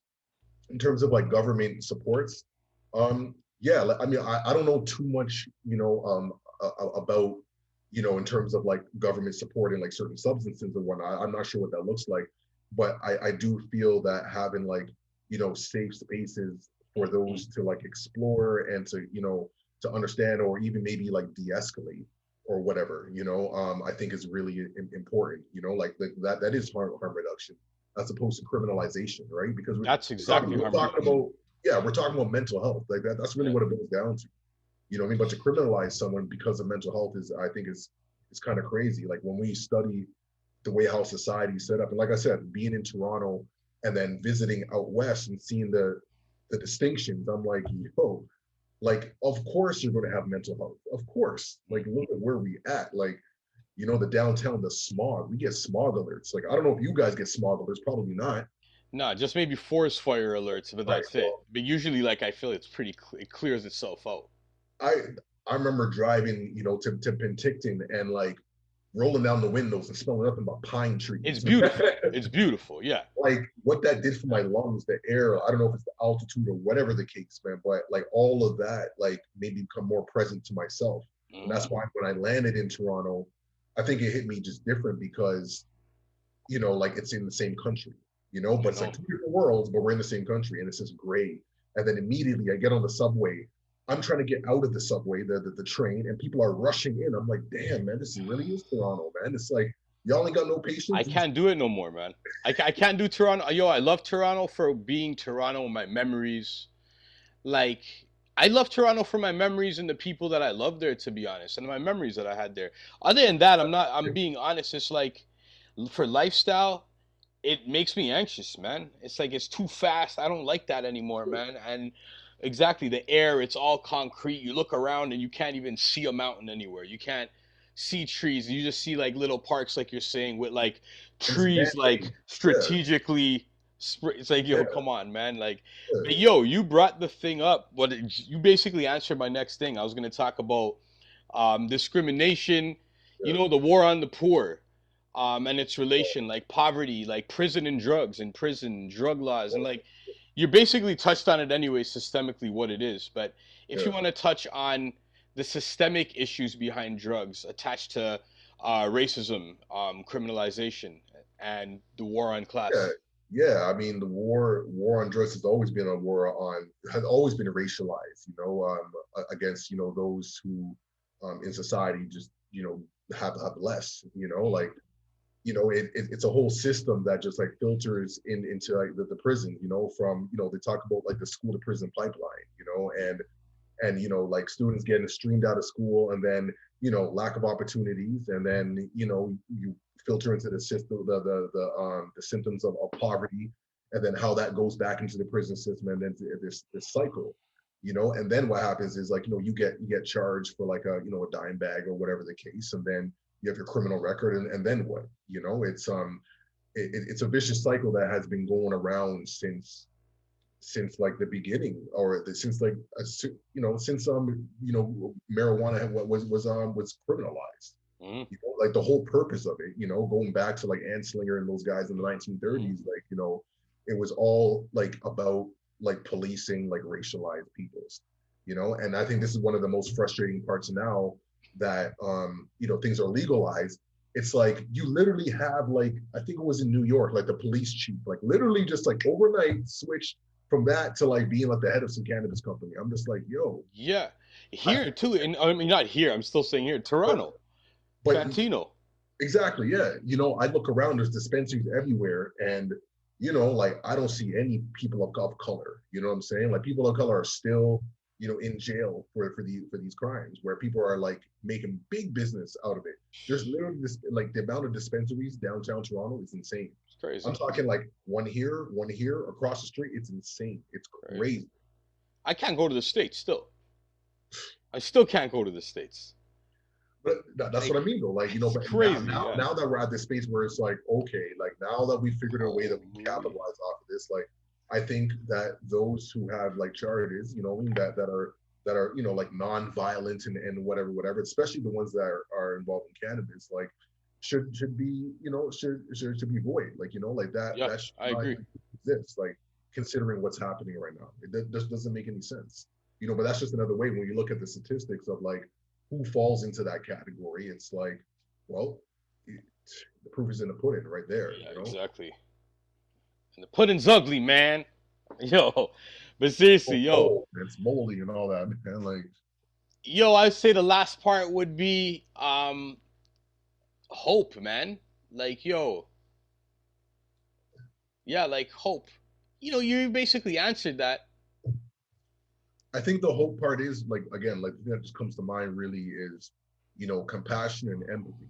And again, like, addiction, poverty, like that stuff doesn't discriminate. You know what I'm saying? Like one minute you're up, the next minute you're down. I've seen that in my life so many times. And that has always been one of my fears, man, to be up and to feel like I'm on my high horse, only to realize I can be right down there too. You know what I mean? So to be, I don't want to say humble, because like humble is not really the right word though, but having that mindfulness, and compassion, and just having that humanity that everybody, there's many variables in a person's life as to like why they are what they are, and how they're moving through life. And if we can offer some like means of like encouragement or support, I think that's easy. You know what I mean? Like people are so quick to be reactionary and condemn and blame or whatever. But if you haven't been down there, or if you haven't been around people like that, then the best thing you can do is really just ask questions. Just have like just ask people like what's it like for you, as opposed to being like, what, just you need to get your life together and be like so and so. And no, like ask questions, like what is the impact? What has it been like for you? What's your day-to-day like? You know, because nobody wakes up in the morning and wants like destruction around them. That doesn't make any sense.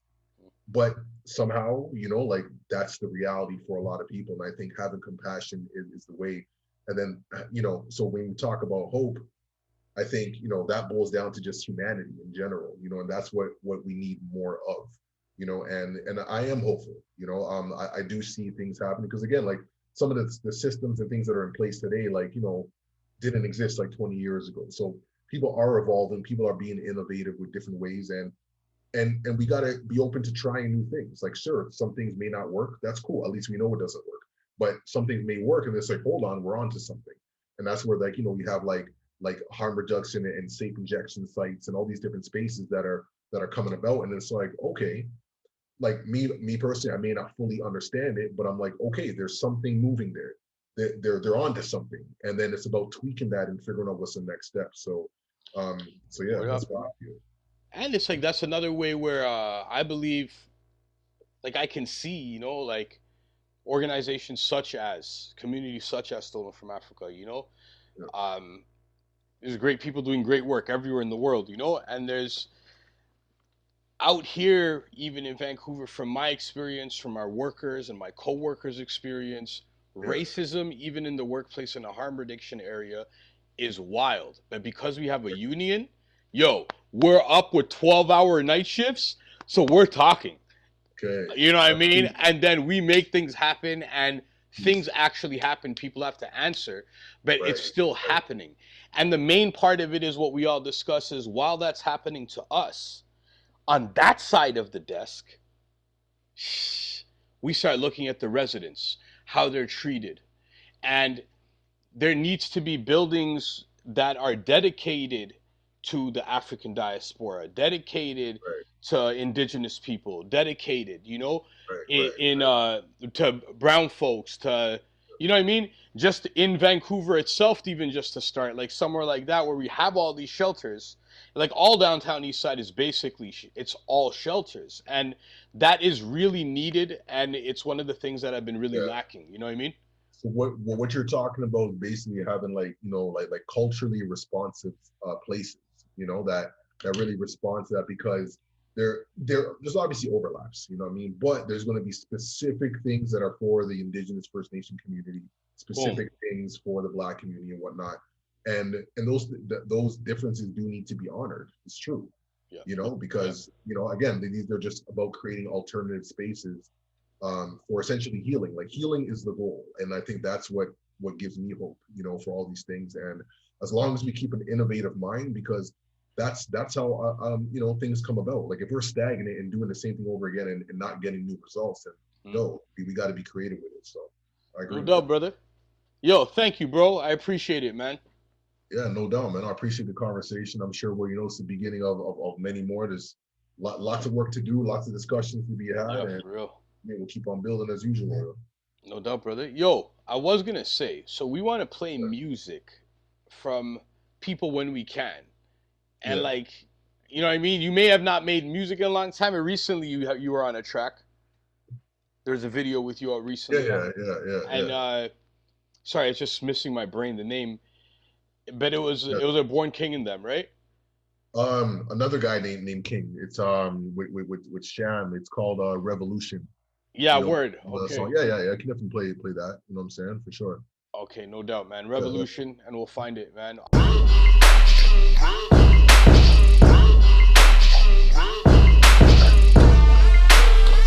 You tell me who else this happens to? You're the only people walking down the street getting caught. And you want me to trust the system? The system ain't trust me. Call me Martin Luther's dream, but a different king. Mike Tyson in his prime, but a different ring. When daddy wore the bush and I wish mommy did. What's the point of living life you can't afford to live? My fate lies in these eyes of these racist cops. Can't walk down the street without getting stopped. The cops lied and took 3.5 years from me. I know I'm innocent, how can I plead guilty? I'm trying to rise up, but they trying to keep us down. The court system feel like the devil's playground. Do you know How being broke feels when every day on my block be like a battlefield. War and terrorism, weird with these guns made. Look who's here to save the day. USA, I put my heart and my soul up into this. Seen the fire marshals come and extinguish it. We've been underprivileged our whole life. Now you wanna tell me to be average? Nah, G. Average ain't me, B.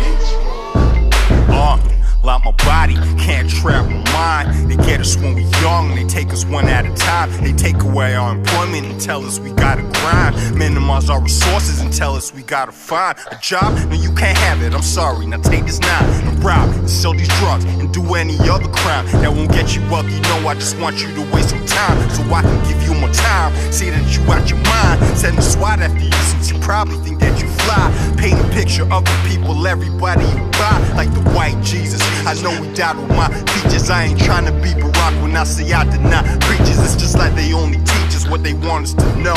How can you stun on your people if you want them to grow? That's like trying to plant a garden in the ground when it snows. It's just something that I'm trying to show. You know we need a. We must change our attitudes, our minds. We must realize that from now on we are no more a colonial, but a free and independent people. Yeah. Stolen from Africa's the movement. Yo. I don't believe Bob Marley died of cancer. 46 years ago I would have been a Panther. Started as a fake cause we needed some answers. Rebels with a cause that say we ain't got no manners. Scarred my folks spiritually, we far from broke. Now we carry the torch of Dudley Laws and Charles Roach. When the student is ready, man, the teacher will appear. It's been one hell of a year, feel blessed to be here. On the search for the light within. Living in this life of sin, eternal fight within. Trying to become righteous men, a tree without roots. How you expect to bear fruit? What's the use? Now we hanging from our own noose, the ugly truth. Self-hatred, mentally we still enslaving. But we don't pay attention, so forever we stay caged in. Dreams get shattered, only cream matters to Moses. Give a toast to those we kept close, now they ghosts. Living life on a slippery slope. God deliver my folks on crutches in the clutches of the whatless. Why bother? Get slaughtered, keep your head above water. Responsibilities of manhood, we fathers with daughters, no lottery. Just systemic racism and poverty. I study about the planets and stars and build with the gods. We was robbed full our knowledge of self. Miseducated, lost identity, assimilated. Our DNA is sacred. Stolen from Africa, is Africa stolen from us? In God we trust, but enough's enough. Stolen from Africa, is Africa stolen from us? In God we trust, but enough's enough. The revolution.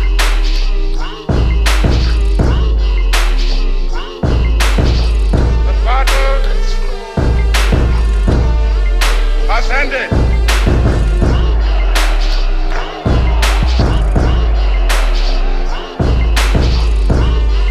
And thus, Ghana, your beloved country, is free forever.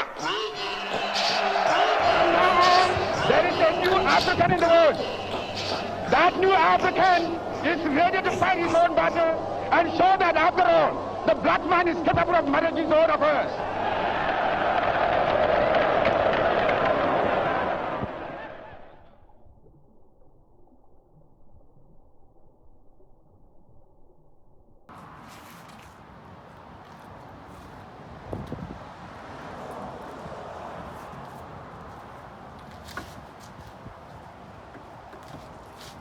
Hey, what's going on, partner? Wet Water Miz. We got some solid furniture, solid wood. I want to introduce everybody. We opening up. Me and Lucille, we made it, and we opening up. We've been flipping hay. We showed you the haystacks, and this is what happens. Hard work pays off, partner. Come on, check it out. You see right here? Many people will be invited. You know, if you want to get involved, it is a big sign up for this. You got to sign up first. We got a lot of celebrities coming through. Nick Nolte. If you remember Nick Nolte, one of the greatest cowboys in the West, he'll be here. Clint Eastwood, I think, he'll be here. And many other people, many other cowboys and cowgirls, because we leave nobody out, even Lucille. We got a stable in the back. We can't really show you the stable in the back. Lucille's working on it right now.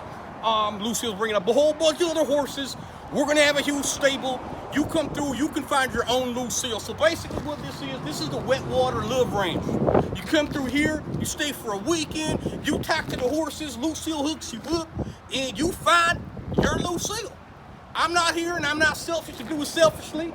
All right, I do this because I love all of you and I want you to have the love that I have, right? So check it out, that's my love suite right there. We don't really rent that one out. That's the love suite. We call that the Waterhouse Scandal. And it's gonna be amazing, man. Wet Water Miz. All right, see y'all later. Rock with me, yo. Yo. You know how it is. Shout out to G Clothing. Cinderella man, thinking what a hell of a plan. They say 12 o'clock, my dream's gonna end. So I'm bagging head just like Sedan. Jackie Chan throwing foot in the hand. How like Peter in a wonderland. Cinderella man, thinking what a hell of a plan. They say 12 o'clock, my dream's gonna end. So I'm bagging head just like Sedan. Jackie Chan throwing foot in the hand. How like Peter in a wonderland. For all the incarcerated Mandelas, I write like Shakespeare, who's claiming no fella. My love affair ate with Cinderella. Popping carriages, crystal slippers, thinking about them twisted sisters. Life's like a rapid river, we wish on rainbows that lead to dead road. Fixated on casino jackpot, 3 lemons, money out of the slot. The tax heavy like you won the lotto. There's a message in a floating bottle. Material world, they're taking its toll. The death toll increases suspense. Affordable living, a higher expense. Account flows, crime negligence. Career strive like you ain't scared of heights. Underdog with a triumphant bite. Who you worship, the master or the MasterCard. Financialization, so many disregard. Who you depend upon, the pros and the cons. I'm like Barry, how I'm stocking in bonds. And we give it all you got. Give it all you got. Give it all you got. Give it all you got. Give it all you got. Give it all you got. Give it all you got. Give it all you got. Cinderella man, thinking what a hell of a plan. They say 12 o'clock, my dream's gonna end. So I'm banging head just like Sedan. Jackie Chan throwing foot in their hand. How like Peter in a wonderland. Cinderella man, thinking what a hell of a plan. They say 12 o'clock, my dream's gonna end. So I'm banging head just like Sedan. Jackie Chan throwing foot in the hand. How like Peter in a wonderland. The news like Tom Gallagher told you about the caliber. You preschool to figure me out, study your algebra. We Babylonian kings, Nebuchadnezzar, who had it all and seen it turn to deserts. The pressure of life, like an ant to a boulder. So the snap lose their mind forever. The social system's getting colder than ever. Peter Wonder in a neverland, where insurgents be called gorillas. My lethal mind be a weapon, professoring just like grip. Fast and furious like Tokyo Drift. Brainstorm, man, it's hard to miss. My confidence on a higher plateau. Mechanical though, my intellectual mechanism. I with the devil at the baptism. Blatant trickery condemn you to the iniquity. Slave of the industry, ran by the ministry of corruptees. They have your liberty seized. Cinderella man, thinking what a hell of a plan. They say 12 o'clock, my dream's gonna end. So I'm banging head just like Sedan. Jackie Chan throwing foot in the hand. How like Peter in a wonderland. Cinderella man, thinking what a hell of a plan. They say 12 o'clock, my dream's gonna end. So I'm banging head just like Sedan. Jackie Chan throwing foot in the hand. How like Peter in a yeah. Give it all you got. Give it all you got. Give it all you got. Give it all you got. Give it all you got. Give it all you got. Give it all you got. Give it all you got. Yeah, baby. Give it all you got. You know what I mean? Every last drop of energy, blood, and volition that it takes to make this shit happen, man. Let's go, man. You rock with your boy KDB, G Gear, sponsored by this. And great appreciation. Much homage for having me, you know what I mean? Yo, what's going on? It's your brother Unknown Misery back again. We're here, the Drugs Pre-Show. The pre-show to a 24-hour marathon. Telethon. Kind of like a marathon. We shouldn't have a pre-show. We got one anyways, man. Thanks to Wet Water Miz. Wet Water Miz, how you feeling, man? My bull pumping. One day my arm was hurting real bad. Boom. Fake segue. Yo, thank you. That was Wet Water Miz doing his thing. He doesn't want to do interviews, you know, because he thinks he's too big for everybody. I get it, man. That's he's fly. Yeah, you know? So, yo, we're going to get into it, man. Let's start with Alite. So this is the brother Alite. And I met him when I first moved to Vancouver. I was reaching out to different people, trying to build with people. This brother right here was ready to build without any egos, anything. And then I did research, and I'm like, yo, this guy's been doing it for years. This is what this guy does in Vancouver, you know?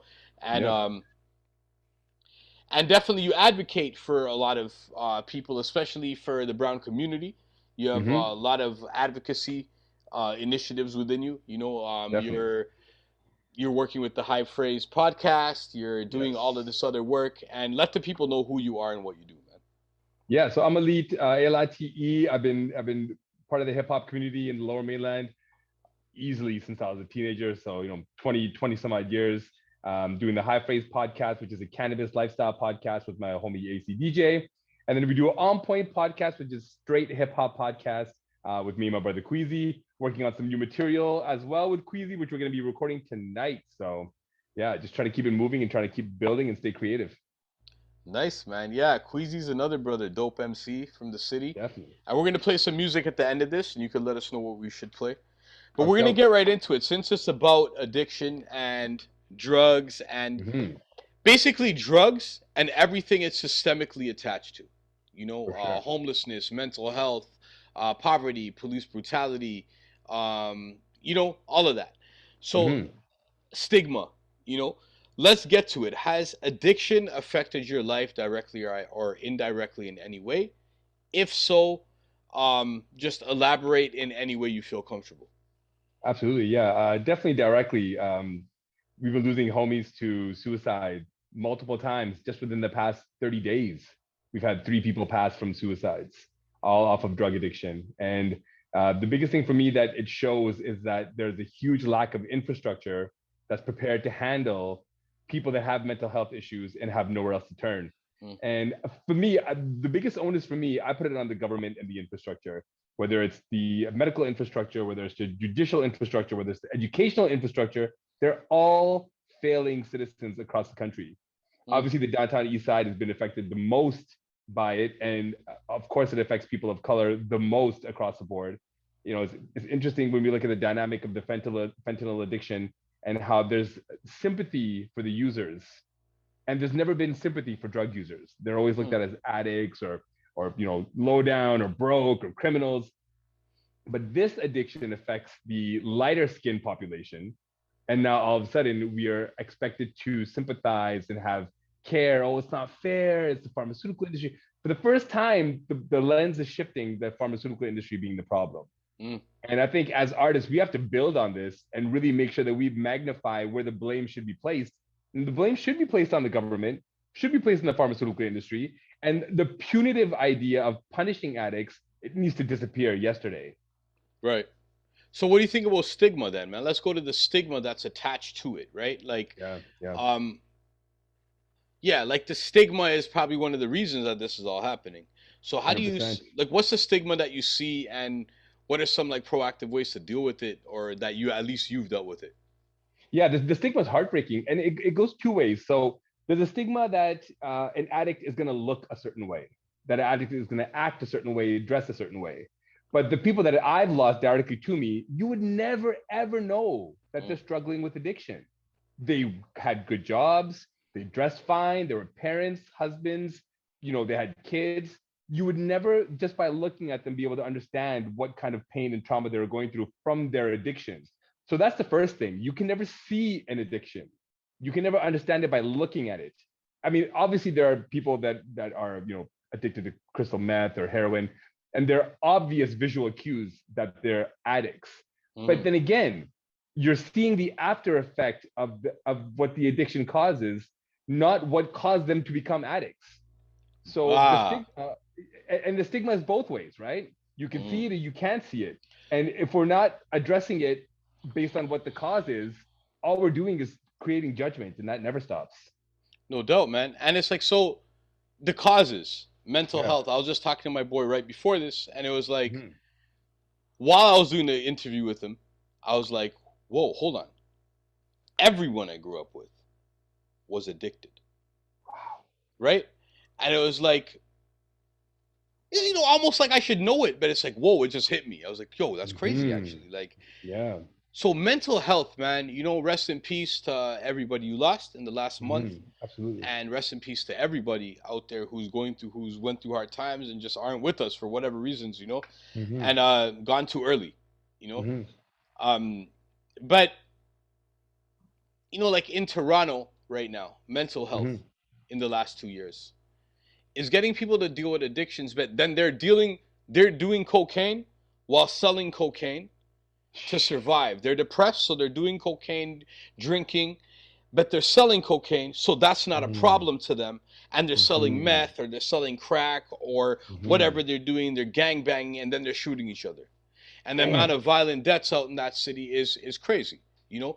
And that is mental health related. It's systemic from growing up, from what we've seen. You know, it's race related, which is systemic many times. For sure. It's economically related.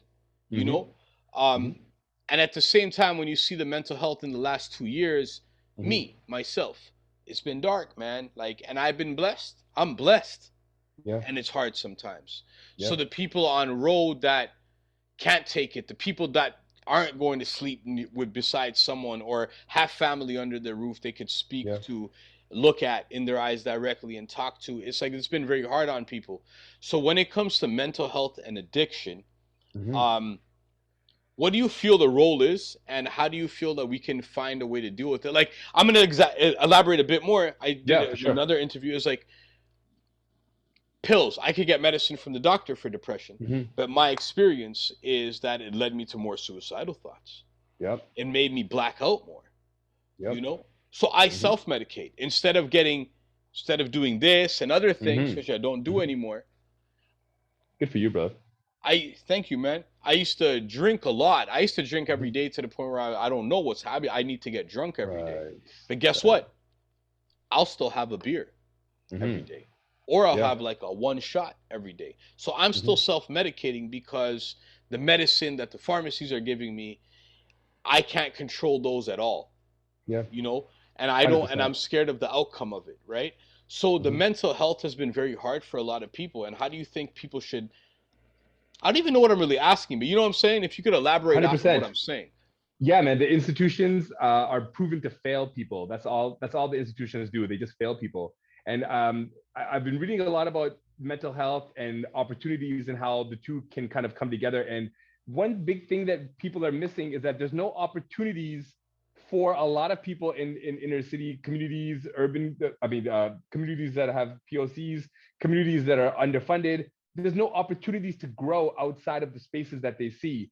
So when you don't have opportunities and you feel like all you got is a little box to stay in, your mental health is going to be detrimentally affected from the time that you were a kid to the time you're an adult. And at no point does somebody intervene.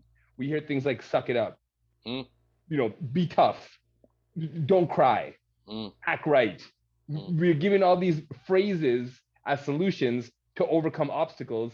And people aren't that simple, man. People are not that simple. Like, you nailed it yourself. You said that you were suffering through addiction. I speak to you. I hear you speak. I hear you rap. I'm like, nah, this dude's not an addict. But you feel differently because you're experiencing it. But what we see is, this guy's doing all these things. But a lot of people that don't have creative outlets, they don't have physical outlets, they don't have family outlets, they're trapped. And there's no infrastructure. Because the thing is, like, coming from the communities that we come from, our parents never learned how to be parents. So they're coming from a place of learning on the fly. And they're introducing their kids from a community that they don't understand. They're coming from immigrant communities, third world countries, coming to this country. They don't understand the society. They don't understand what credit is. They don't understand how to build a life. These things they don't get. And they're learning on the fly, trying to teach kids that are now first generation Canadians how to figure out what you are, who you are, how to live, and how to get to where your goals are. At the same time. Dude, they're starting so far behind the 8 ball. And we can only speak from our own experience, not even thinking about the indigenous communities that have never had a shot. They've never had a chance. No. They're operating from a place of, if we're looking at it as a bank balance, and some of us have a little bit of net worth, they're operating at a place of a huge deficit. Can't even get clean water. You know what I mean? Close. A lot of them. Yeah, so every step forward, disgusting. they're not even making a dent in the progress. So we have to rethink the whole way we approach how to treat kids, how to educate kids, how to make sure that they can identify opportunities and grow beyond their little box, so they don't hopefully have to experience that negativity of the mental health struggles. No doubt, man. And depression as an immigrant even is like Mhm. doesn't exist, right? Like depression as an immigrant doesn't exist. Only when I got Nope. older can I talk to my mom about my feelings of depression. And only then will she open up about her anxiety. That's real, man. Wow. You know, it's like after even though I will have a drink a day, I still remember my days. I still live my days. Yeah. Maybe I sleep throughout a whole day, right? But I still remember that I slept that whole day. It wasn't because I passed out, you know, because I was on substances. So it's like to see that is like, man, like, I don't know, man, just depression for immigrants it's not supposed to exist. Yeah. You know? So it's just a different thing, man. So there's functioning addicts, there's alternative medicine. So a lot of the alternative medicine for me in my life has been music. You know, when I'm feeling really depressed, if I don't know what else to do, if I could make music and I could push myself, start making music, I feel better. Nowadays, if I could make art and different things too, but something creative. So for you, what has been some alternative medicines that you've used? I already know music, but... Oh, music's a big one. For me, a really big one is reading. The pursuit of knowledge for me is massive. I want to know things. I want to learn things. I want to kind of be in that space. And honestly, man, the most important thing is being inspired, is having inspiration. And I was very fortunate to come across inspiration in my teenage years. You know, Malcolm X kind of like changed my whole life. And having that inspiration really kind of changed my mental health, just as how I approach being in the skin. Because for the first time, I heard someone say that, you know, your dark skin is beautiful. Your dark skin is special. Your dark skin is a superpower. And I never saw it like that. So having someone that I consider to be a hero advocate for me, I've never met the man, never seen the man, wasn't alive when I was born. But the idea that someone that was that powerful helped me understand that this skin is a superpower, that for me was a huge natural way to overcome any of the previous thoughts, negative thoughts that I had about who I am. So I think if people can find inspiration, dude, it's a life changer. Word, like knowledge of self, like, you know, you find out your roots and the deepness of it. Yeah. It's like, that's why the music nowadays is like, is beautiful because they're still expressing themselves how they can, you know, but the knowledge of self is important, and I hope we all find it someday, you know, especially as a whole, you know. It's like with this addiction, it's like decades unloading. It's like a lot of people when you try to deal with alternative medicines, or like I'll try to deal with alternative medicines, right? But when I have my one drink a day, minimum, you know, like I don't get drunk. Basically, I try not to get fucked up. You know what I mean? And it's I try not to. And it's like basically like, you know, you see it's like, oh, publicly, well, I'm still making music, I'm working hard. It's because that's part of it. It's like almost the manicness. It's like like I can't do that. I gotta go. Oof, let's work till 4 a.m. tonight. Let's go. 5 songs. Let's go. You know what I mean? Oh, I'm finishing this video tonight. Like, yo, let's go. You know? And it's like that's where it becomes a little positive, but it's manic. Right?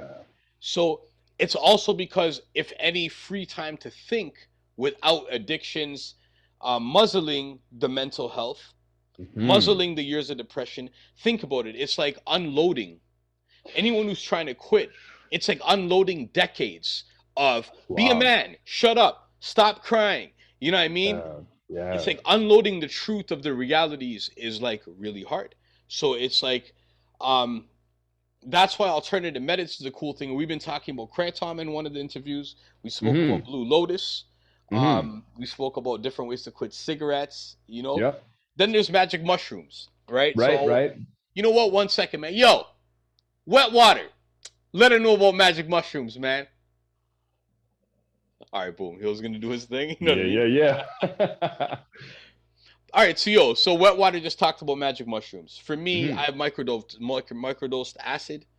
I've had moments of microdosing magic mushrooms, and both have helped me extremely way beyond pharmaceutical drugs. I'm not saying that that's bad for people, but I'm saying for myself, an alternative option was good to have. You know, what are your thoughts on alternative medicines? Do you have any experience with them directly or indirectly? And if you could elaborate. For sure, the number one for me would be the cannabis. That's been the kind of the default for me, and it really helped, at least for me, release tension of thoughts that I didn't need.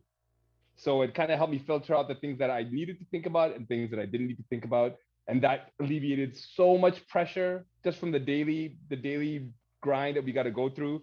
And it also helped me understand that the way that I was thinking in this kind of tunnel vision, just move forward, is not healthy. You really have to take time and take space for yourself just to appreciate where you are in the stillness of moments. And there's really no way you can do that when you're always possessed to move forward and grind. You can't do it. So to be able to capture those moments and just kind of sit and be like, yeah, I need to be where I am right now, not move, not think, not do, just be, profoundly changing for me. I think one thing you should, if you get a chance to talk to Mike, ACDJ, about it, he does psilocybin therapy for people. And he's helped people overcome traumatic experiences, sexual assault, rape, abuse. And he has altered therapy that he does. And he focuses on using psilocybin only. And he's helped people overcome extremely traumatic events in their life where they have come out the other side as completely new people. Wow. And so this is something that he takes really seriously. He does a lot of work in it.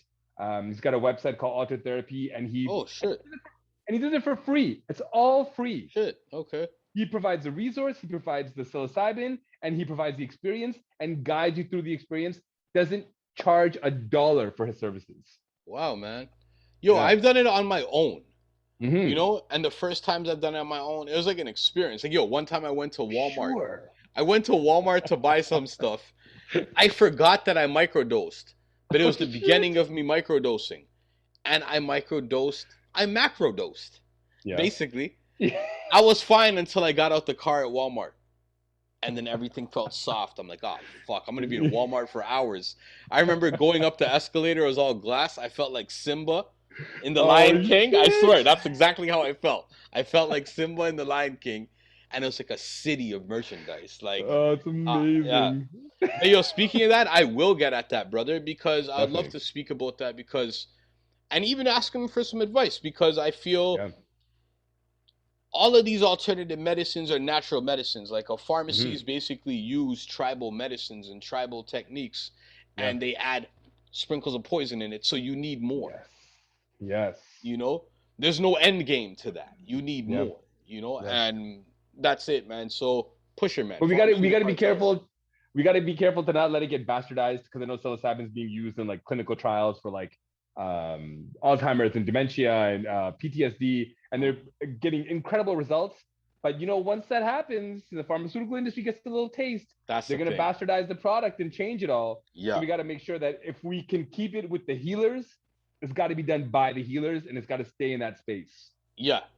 It should be a cultural thing, to the point where it'll be cool if, in a way, in Canada, everywhere in the world, the original people of that location has control of that. That's how it should be. You know? 100%. And I think that will go a long way, man. But yo, bro, is there anything else you want to add? Like, first of all, we're going to play some of your music. Let us know what song we should play and maybe give it a little intro. Absolutely, man. I think a big one is YOY. It talks about people that we've lost from addiction, lost to the streets, and all because we're trying to perpetuate an image that really adds no value to who we are. We're just going to find value with what we are and not really perpetuate these stereotypes. So yeah, I think YOY would be a good one for this. No doubt, man. Yo, so YOY, Wet Water's going to bring you into that? Dope. And before we bounce out, I just want to say what you're doing, I appreciate. I think you're spearheading things in a way that really a lot of people just don't have the balls to do, whether people support it or not. I think you should be proud of what you're doing, be proud of the accomplishments that you have with the crypto space, the VR space, your music. You should just make sure that you appreciate what you're doing as well, because I know you may not always hear it, but what you're doing is something that you should appreciate first and foremost, because I'm telling you, people that I've shown your stuff to, people that have listened to what you do, love it, man. Nice, man. You got something dope, and we're gonna make sure that it gets heard by everybody. Thank you, bro. Honestly, I really appreciate it. I need to hear that too, you know, and most definitely. Yeah, man. Yo, one love, man. We got Elite in the house, man. Let's go. Hell yeah. Great talking to you, bro. Peace, peace. Right on, right on, right on, right on, right on, right on, right on, right on, right on, right on, right on. Now that's an addiction to saying right on, isn't it? Right on.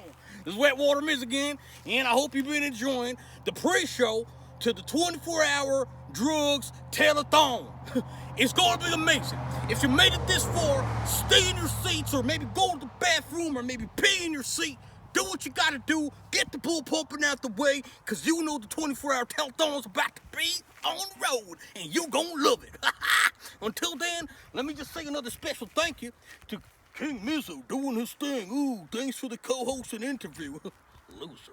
But anyways, I'm the main host. That's why the mic gets passed back to me, no matter where I am, no matter what I'm doing, no matter what I'm pumping, right? But we just got a beautiful, keep it down, Car. We just got a beautiful interview from the artist, the poet, the musician, community activist and leader, Alite, A-L-I-T-E. That brother always be dropping bars and jams on him. Lucille, when I'm gonna ride with Lucille, sometimes in my headphones I'm bumping that Alite, you know what I mean? Woo! Real good music, partner. And we're about to get into some good music. You heard some beautiful words? Now it's time to hear some beautiful vibes. Hey, DJ, bring in that new Alite song, will you?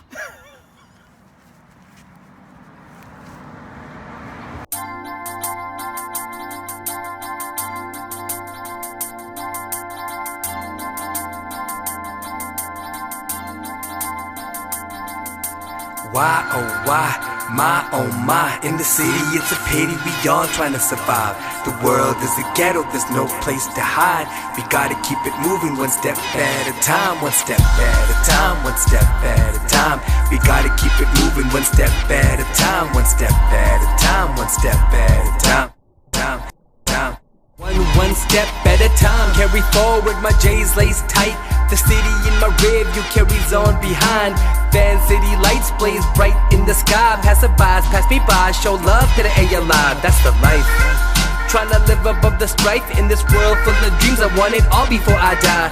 Legitimately my talents will carry high, above and beyond, living the life of crime. This one life of mine, there's none I can find. No guns or supply of narcotics to try and provide for fiends. Just riding on the beat for my riders in them streets. It's just me alone, see, yeah. My rhymes arrive in time, too fast when I close my eyes. Rip through the space and time, I grab a pen and write for miles. But I gotta tame the fire, such a power with the heat in the ride. These street dudes keep heat in the rise when they heat in the air on the beat when they ride. So I keep an open eye to make sure there's no surprise. I'll ensure that we'll survive. Further the old enterprise, hip-hop will energize in a quest to recall a tribe. Lost in the street, caught up in the grind. I feel be lost to be no one to find. Why, oh my, in the city it's a pity we all trying to survive. The world is a ghetto, there's no place to hide. We gotta keep it moving one step at a time, one step at a time, one step at a time. We gotta keep it moving one step at a time, one step at a time, one step at a time. We gotta keep it moving, yeah. Trying to survive this time with this in mind, that this rhyme may be a tool used for you to get by. See what you use right now is means to get by. It's temporary cause it's more used to get high. Get out of the right mind frame so we puff the life. Hit the pipe or grab a bottle to escape the life. That's a tactic to evade, you ain't being kind to what's been given to you. You just poison your insides. And what you do in the moment may feel so right, but it's a no-brainer. It's a slow slide, it's a low fade from a high rise of what you want and what you are, and it won't subside. The divide gets wide by days, all you do is hope and pray. Actions don't contemplate, for you false king, this is checkmate. Live life like a parade, throw money up to make it rain. A time ago you were a slave, don't be trapped by a bigger cage. Put your pride aside to save, move all this force to pace. Millions lost in the race, forget the take, it's not a chase. It's time to retaliate against these locks and chains, stifling our thoughts so we trade peace to be first place. Why, oh my, in the city it's a pity we all trying to survive. The world is a ghetto, there's no place to hide. We gotta keep it moving one step at a time, one step at a time, one step at a time. We gotta keep it moving one step at a time, one step at a time, one step at a time. We gotta keep it moving, yeah, gotta keep it moving, yeah. In the streets they yelling why, oh why? These streets are trying to take my life. My homies are saying my, oh my. My demons are trying to kill my pride. Don't wanna get caught in a do or die. So I gotta keep it moving, I gotta keep it moving. Gotta keep it moving, I gotta keep it moving. Gotta keep it moving, I gotta keep it moving. Gotta keep it moving, I gotta keep it moving. I gotta keep it moving, I gotta mind. In the city, it's a city, we all trying to survive.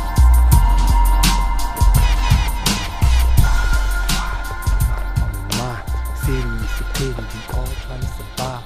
World is a ghetto, there's no place to hide. Gotta keep it moving, gotta keep it moving, yeah. First of all, what is pain? Pain is an unpleasant sensory and emotional experience associated with actual or potential tissue damage. Pain is something we experience, so it's best measured by what you say it is. Pain has an intensity.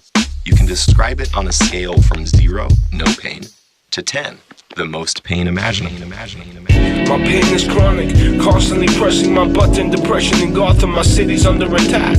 Spondylitis is psoriatic, has no apology for arthritis, always causing me stay away from my passion. Some days I feel like I accepted defeat. You wanna know where my pains are on a scale? About an ounce a week. Heavy in the cut with dabs, it makes it hard to breathe. But when the oxygen increase, I'm high. Just for a minute I'm feeling the peace. I hit the oxy, morphine, and the terror, but no cards could figure me out. I often wish someone would take me out. And I'm not talking about a date, that lotto had me faded, but I was still able to pray. I got close to heroin and tasted it with my tongue, and then I got afraid. But the hope I tried settled me though. Still in agony, only silent on the slope. I'm sorry, Mom, I won't do any of that no more. Naturally, I pray that I keep on moving forward. This pain is unbearable. Only if you can imagine, this pain is so unbearable. This pain is so unbearable. I've never needed enough, I'm already hyper as it is. The only coke I tried is 0, but I look up at the halo. Please forgive me a lot. This pain carries pain, I'm a living metaphor. The doctors, they prescribing all these pills, side effects and danger. You can become suicidal, but somehow I bear it all, honestly. Drip bodies spilled over the floor, but don't get it twisted. I've never been an addict, not even close. Never abused it, don't label me a regular user. I get it, why so many on the streets losing? My pain is double infinite, 88, it collapsed. None can handle, but maybe some can. Can I get a grip on yours? Teach me. Let's keep on moving. Let's keep on moving. Look at me, I'm tearful, the saddest. Many healers attempt to gather it. My health is crucial, I've hit the critical danger zone. I'm just trying to be more natural. I've suffered too much, I've suffered too much. In the hospital, I went into shock, shaking my body locked. I gotta get free, no more emergency for me. No more, this pain is unbearable. It's so unbearable. This pain is unbearable. And I gotta leave it behind me and move. I gotta move on from this pain, no more. I get migraines. I must heal myself before it's too late. Concussion got me dazed in confusion. What you say? My prayers to all those helping me find my way. Nocturnal seizures has my pain unpained. Well, as you can see, Wet Water Miz, I'm going to bring you some historical facts about my family. You see, during the Great Gold Rush, this right here, silhouette of my great-great-grandpa. That's his silhouette, if you can see the resemblance. Maybe I'm doing a little wrong, but if you see the resemblance, that's my family silhouette. That's Lucille, right? Lucille's daughter's husband is who I'm with right now, Lucille. They also named Lucille. And we're in the Gold Rush, man. And I'm just proud to show you guys some of our family heirlooms, and this is one of them. I know I showed you guys that photograph I had a long time ago of my uncles, some of the greatest hunters but we're also involved in gold rush. We do everything. What do you do? Yo, what's going on? It's King Mizzo, and I'm back again. Ask a friend. But yo, this is the Drugs Telethon preview. It's a 1 hour show. Maybe it's a 1 hour show. I don't know. We'll see how it goes. But it's a pre-show to a 24-hour telethon. Why does a 24-hour telethon need a pre-show? This is Twitch, man. The Drugs musical dropping soon. But this is what it is, man. I go as King Mizzo, and right here on camera we have Alite Dahesh. If you want to give them what's the best intro you can give them? I'll keep it very short. My name is Alite Dahesh. I'm a human of this life. I'm here to be there for everyone that needs me to be there for them if they reach out. And yeah, I'm an artist, paint, I'm producer, beat maker, you know, sound engineer, electronics engineer, do all kinds of stuff. So yes, Alite Dahesh, also known, if you guys, I'm not even bigging the man them up fakely, yo. If anyone knows Alite Dahesh around the world, I've traveled with this guy. Also, superhero. There you go, man. Something like that, yeah.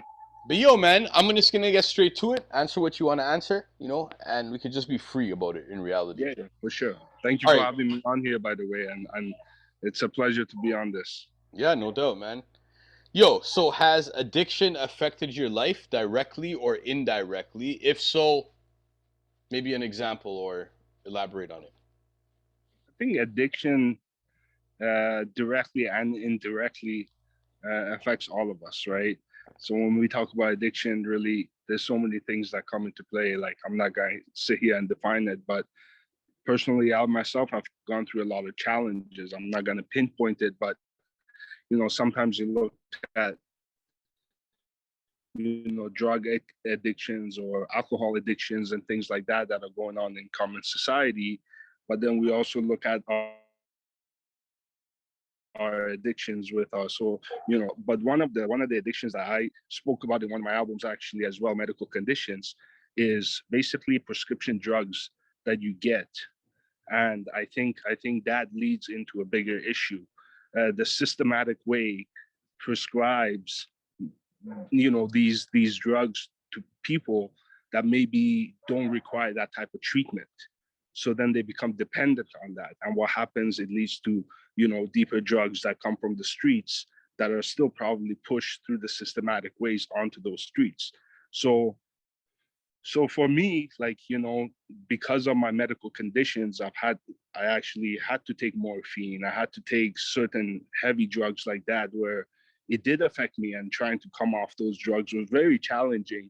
And then, you know, trying to resort to different tactics to be able to manage that. I think I was blessed enough to be surrounded by good family, good friends, and people keeping me busy with the music, you know, meditation, art. So I was able to find that exit from what they had given me to manage my pain due to my body breaking down here and there, you know, due to things that happen to us, injuries, right, and diseases and things like that, which also come from different addictions, such as food, such as, you know what I mean, the fast foods they give us, things that pretty much are going to eventually give us cancers and different types of sicknesses. So there's so many different addictions that we all deal with, and sometimes we don't know it, right? So yeah, that's some of the examples, I guess.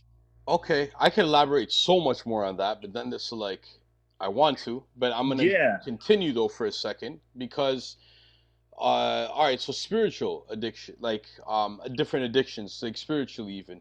Correct. So let's just jump ahead to one of the questions, and then we'll come back. Is like mental health, the connection to mental health and addiction, and then we're gonna come back to medicine and addiction. So okay, so I think with mental health and addiction is sometimes as humans, I think we're all looking for an answer. We're all looking for something. We're looking for validation. We're looking to seek what the direction should be. Do you know what I mean? So sometimes in that path, we become extremists in that thought. Okay, I'm gonna be, spiritual, then I have to take it to that extreme measure. I'm gonna be religious, I have to take it extreme. Okay, I'm gonna start working out, I have to take it extreme. I think what's happening with the human mind is we don't realize that we can have balance. And if we're able to kind of balance that teeter-totter mindsets on the different things that we envision, then we're not going to be off balance, right? Then it's going to be, at basically the level it should be. And I think we have to realize that when we have to acknowledge that. So when you speak about that, that's what comes to my mind. No doubt, man. Yeah. And like speaking of like even addiction from back to medicine is a lot of it's systemic. So like someone who deals with it's like, growing up, you don't like personally, I didn't recognize what was happening.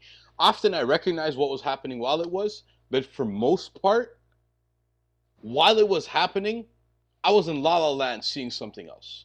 Or not looking at it from that angle. I won't say in La La Land, but I wasn't looking at it from every angle, right? Oops, of course. And so things like you and many other people I know, myself and many other people who have dealt with like pain, but like you said, if we could speak about it, if you don't mind. Yeah.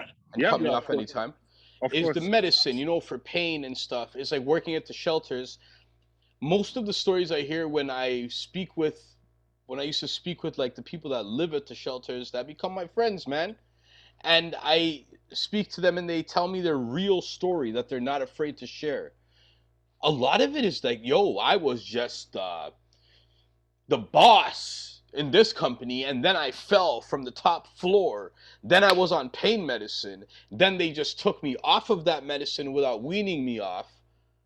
And pharmaceutical, if you study pharmacy, you understand you need to wean people off, then they have to they could not do it the next day, maybe even if their pain is gone, but now they're addicted. So now they're feeling dope sick. You could feel dope sick, you could shake, you can sweat, you could throw up, you can just feel extremely depressed and low, like you can't even move. These are all different symptoms of it.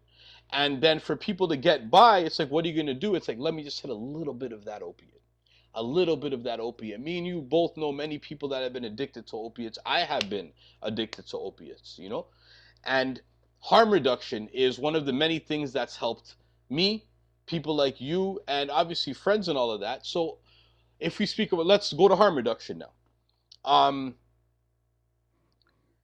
Because we've been through a lot together, like when I actually think about it in this conversation, it's like, wow, like I'm having flashbacks of our lives even together, and like being around people that were addicted. Basically everyone I was around had addiction issues. Yeah. Everybody. Yeah. And it's crazy, man. But sorry if you want to jump in, but. No, go ahead. I was going to go to harm reduction.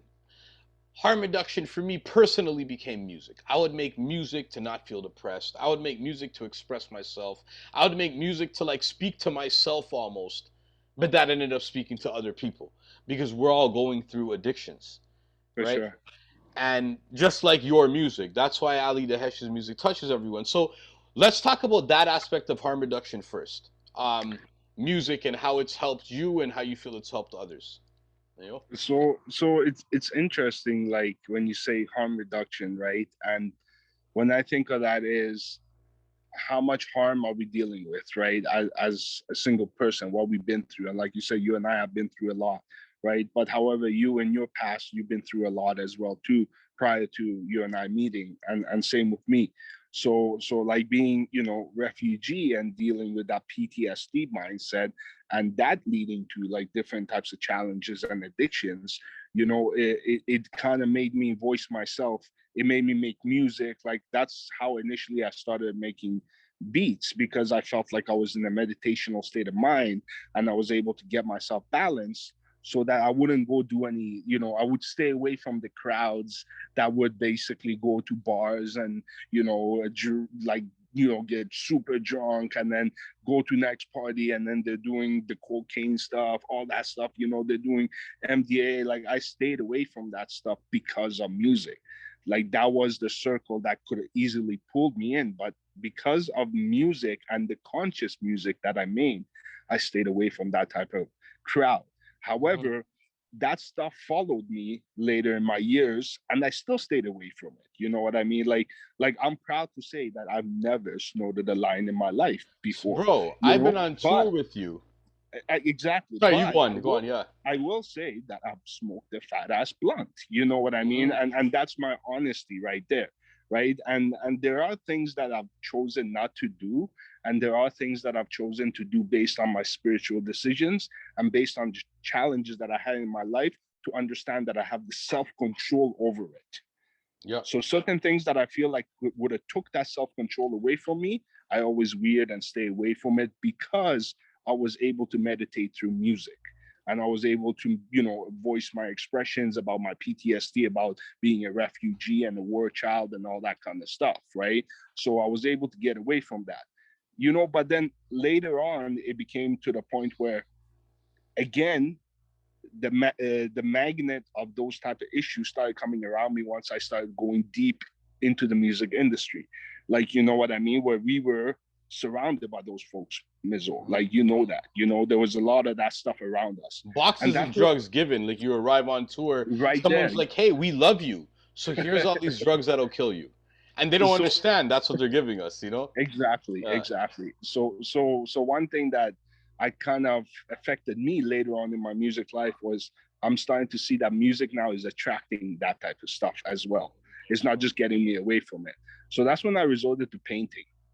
And painting really started healing the wounds, man. Like, it was a different type of, you know, harm reduction for me, as I say, you know, and it really got me into a state of mind that I'm like, you know what, I can continue to heal myself and really get away from this kind of stuff and focus on a different type of future, you know?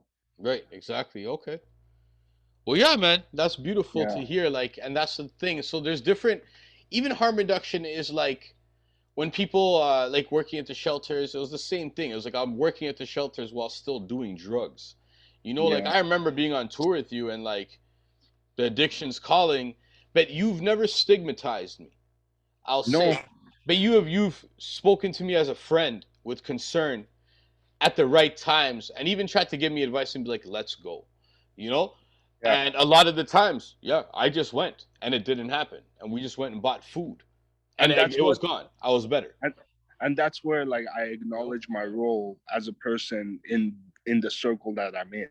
I acknowledge that I should actually try to push the positive mindset that I have and actually stay away from something that could pull my friends down as well. It's not just like, oh, Ali, stay away from it. Man, I got love for Mizzo. I got love for Kasep. I want to try and get them to stay away from that stuff too. I want to kind of help them. While I teach them, I'm helping myself at the same time, obviously. Now we're a stronger crew against that, and we have a mindset on that. We're like, you know what?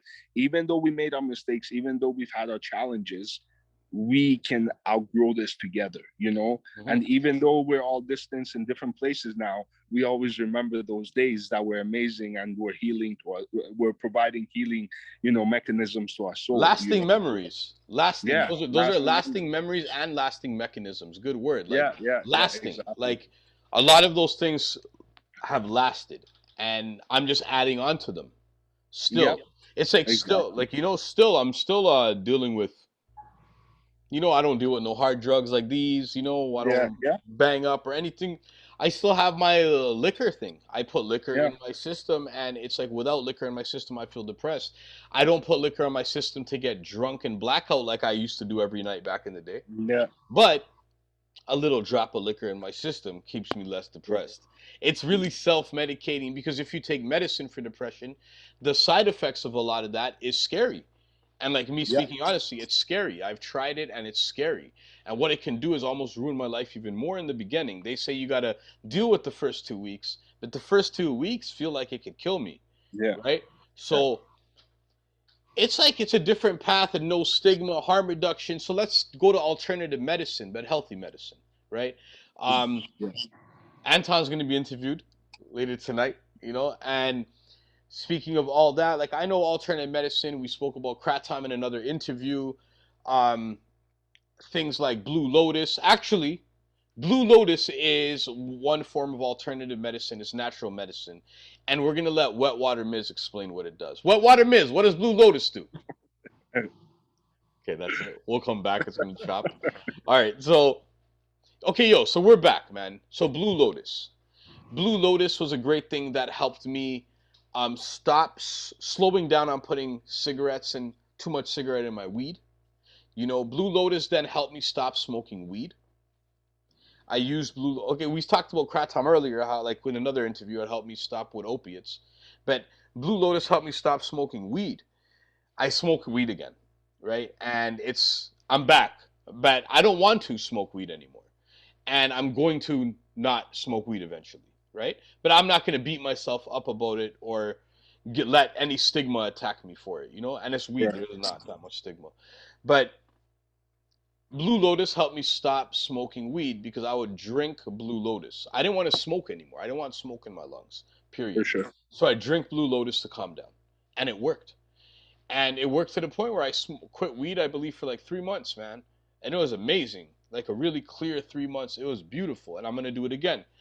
Nice. But the alternative medicine is that. And my wife, Sky, she's been building a blend of natural herbs and plants and flowers and all that just let you, is known to help you quit cigarettes. So I haven't smoked cigarettes since last November.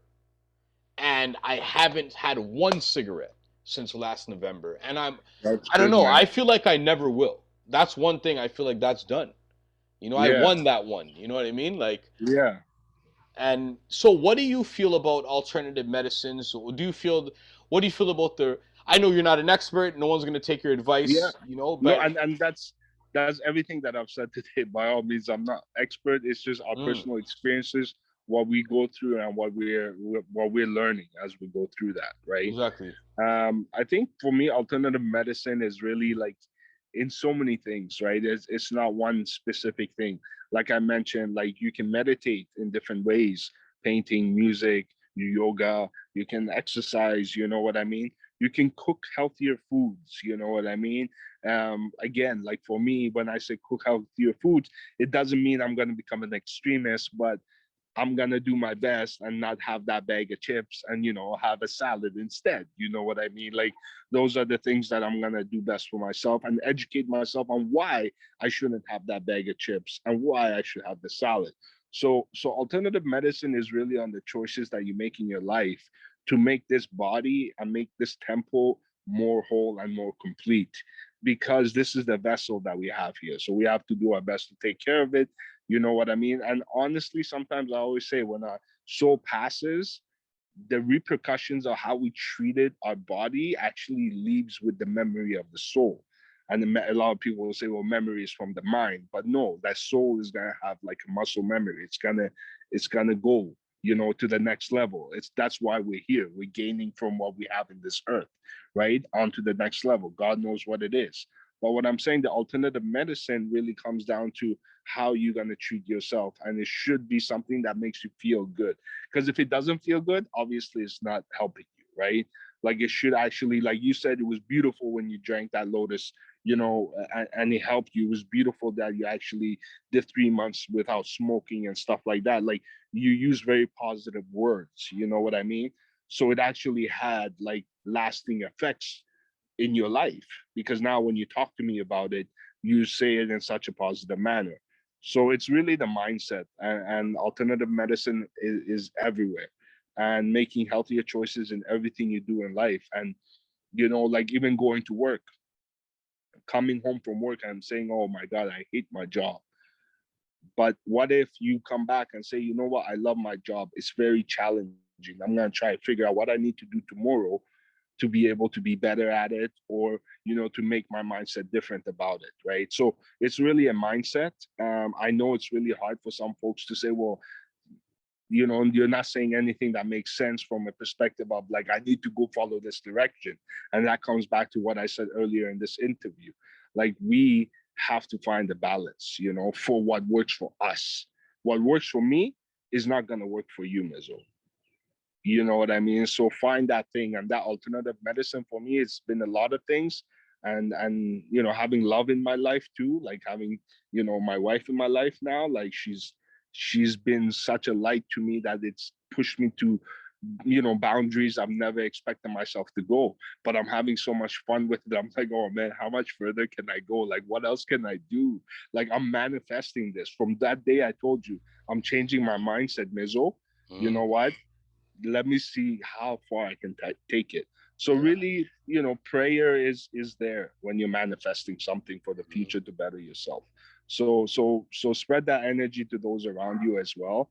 And there are a lot of folks that are going through, a lot more deeper addictions that they can't have this mindset because they're challenged by what's pulling them down.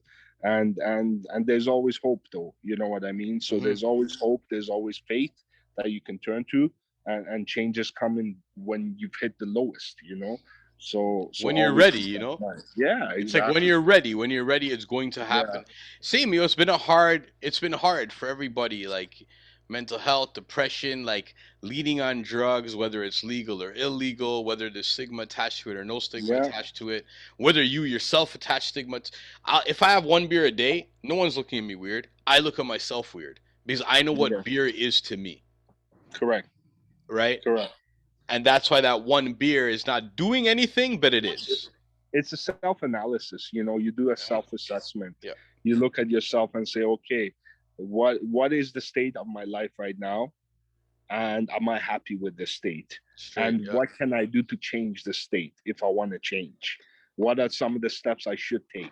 And then if you're not sure, you can reach out to your circle. You could reach out to somebody. There's even, and I'm not against those hotlines. I think those hotlines that are there to help people with addiction and stuff like that could be very helpful, because it could be you and I on the other side picking up the phone and talking.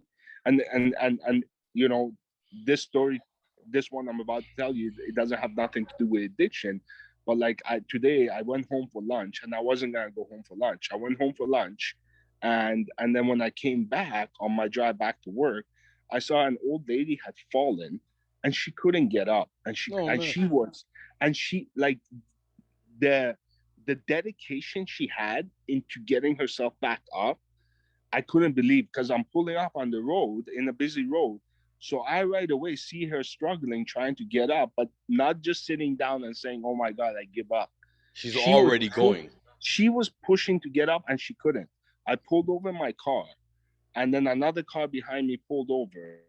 And then there was some other guy. We both grabbed her and lifted her up. And I saw her ankle was like purple and swollen. And I said, we need to like call an ambulance, get some. She's like, no, I need to keep going. I'm okay. And sweet old lady. I'm not kidding you, man. And then she pulled her mask down, and blood was coming out of her nose. So she had fallen. Yeah.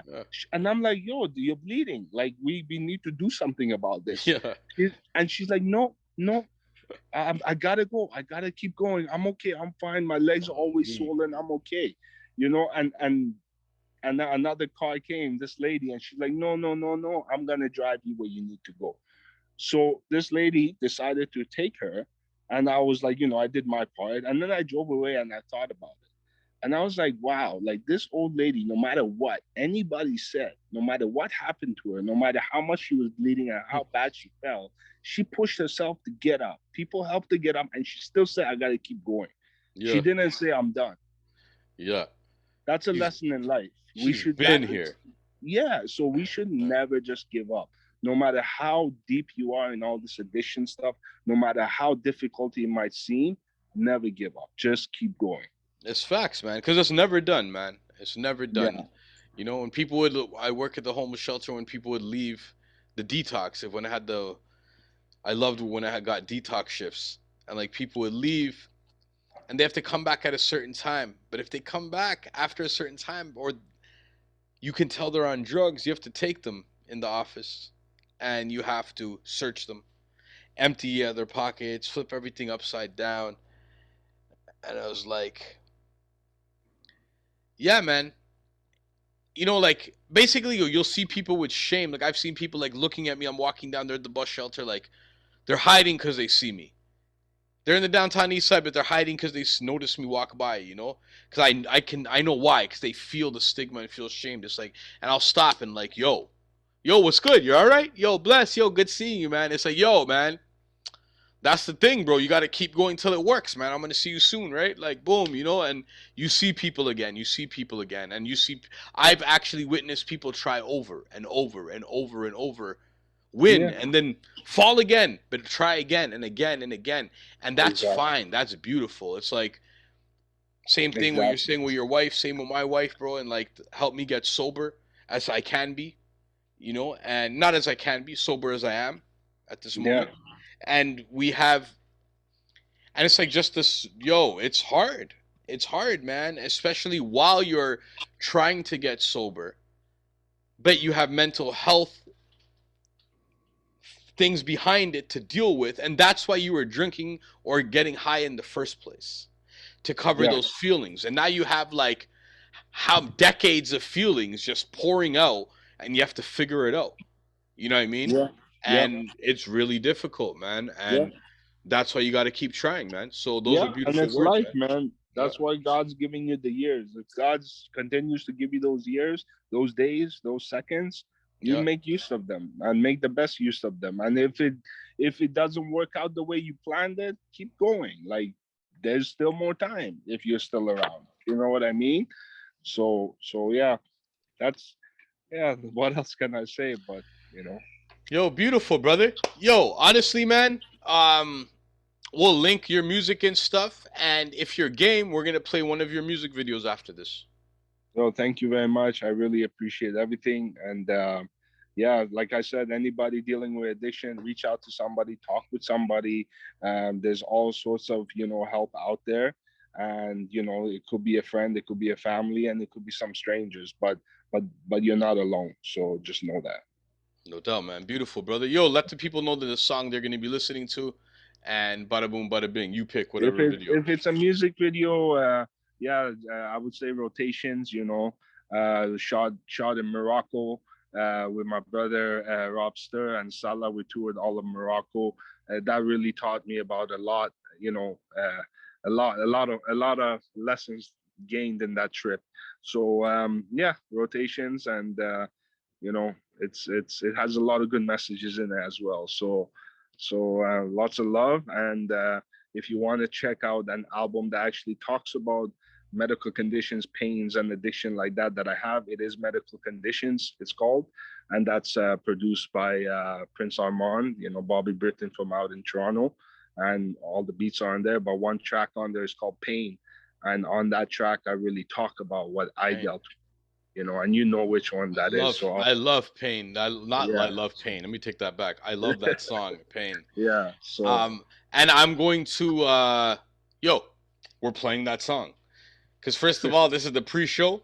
Exactly. And we're just gonna play that song. And I know Twitch is down. We're just gonna play that song also. You got that song, it's on Bandcamp. So just go. It's number 2 on that album. So beautiful, man. Bro. All right, one love, man. Thank you, bro. Love to everybody out there. Thank you to Twitch as well. Thank you to you, and shout out to everyone.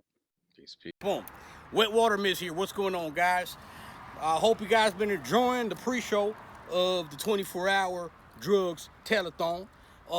It's been great, I'll tell you that much. I've been out here bull pumping, I've been working, I've been driving right a Lucille, I've been capturing creatures, putting them on mantles. That's what I do, right? This, as you know, this is my land. Showed you my orchard earlier, showed you many things. You've seen many things. I give you everything in my life. I'm an open book, right? But what is an open book is the beautiful, beautiful interview that we got from the one and only Alite Dahesh. Alite Dahesh came through and he's like, hey, let's talk about drugs. Let's talk about systemic oppression. Let's talk about the reasons. Alite Dahesh is like, bam, bam, bam, bam. Let me give you another answer. Bam, let me hit you with another answer. Bam, another one. Alite Dahesh gave us such a great interview. I can't wait to groove and dance to his song Rotations. We're about to get into it right now. Hey, DJ, spin the new Alite Dahesh song, will ya?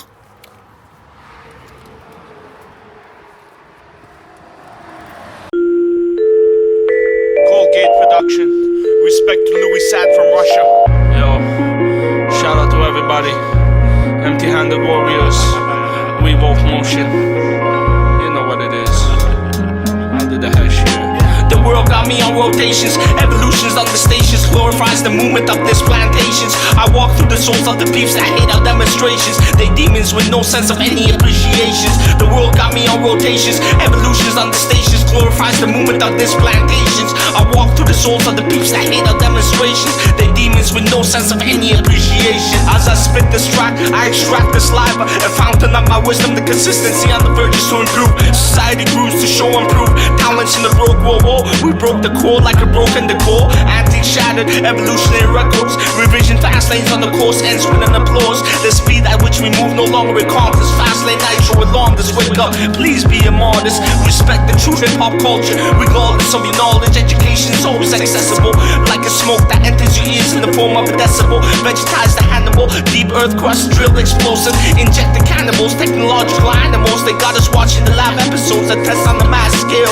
Aliens are amongst us, take me home. Hard to believe and see mankind deep in the media public scheme. The world got me on rotations, evolutions on the stations, glorifies the movement of this plantations. I walk through the souls of the peeps that hate our demonstrations. They demons with no sense of any appreciations. The world got me on rotations, evolutions on the stations, glorifies the movement of this plantations. I walk through the souls of the peeps that hate our demonstrations. They demons with no sense of any appreciation. Yo, the world got me twisted, so I slowly burn with the power of the sun. Life is my gift, living the sin. What's your number? Accomplishing the destiny with the creation of these theories, finding answers with the fearful problems. The next phase is more the clips of our own caution. All is glued to TV watching, marches, launches of the rockets landing on populations to control the logic. Forceful cosmic man made to lock us in a coffin. Continuously they laugh and tease, cheering toast as they please, imitating the ones that are in pain. They promote disease to keep up their own funding of their profits. We watch those die, trying to feed their loved ones. How about that? It's a fact that people can truly be ignorant. We all experienced it firsthand. That's why many artists rap through influence, while so many sold out to the puppeteers. The shot was not a line. Conspiracies bugging the mind, and bugging your mind, and chipping the eye, dagger in the soul. Living a memorial, good morning world. Another day in this danger zone, and that's how the story goes. The world got me on rotations, evolutions on the stations, glorifies the movement of this plantations. I walk through the souls of the peeps that hate our demonstrations. They demons with no sense of any appreciation. The world got me on rotations, evolutions on the stations, glorifies the movement of this plantations. I walk through the souls of the peeps that hate our demonstrations. They demons with no sense of any appreciation.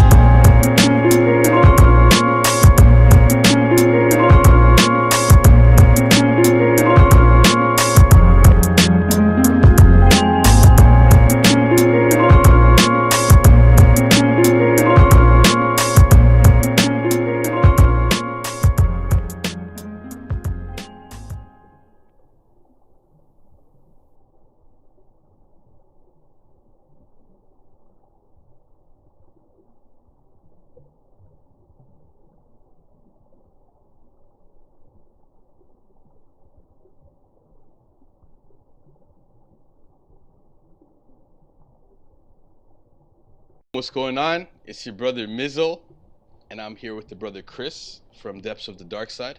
What's going on?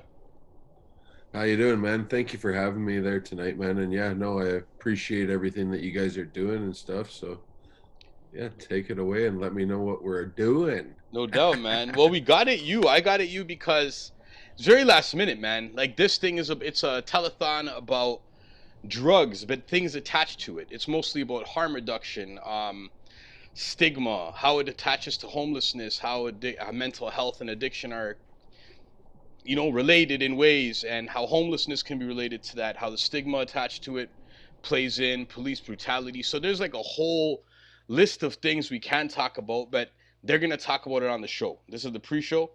And the reason I wanted to get you on is like, this is last minute.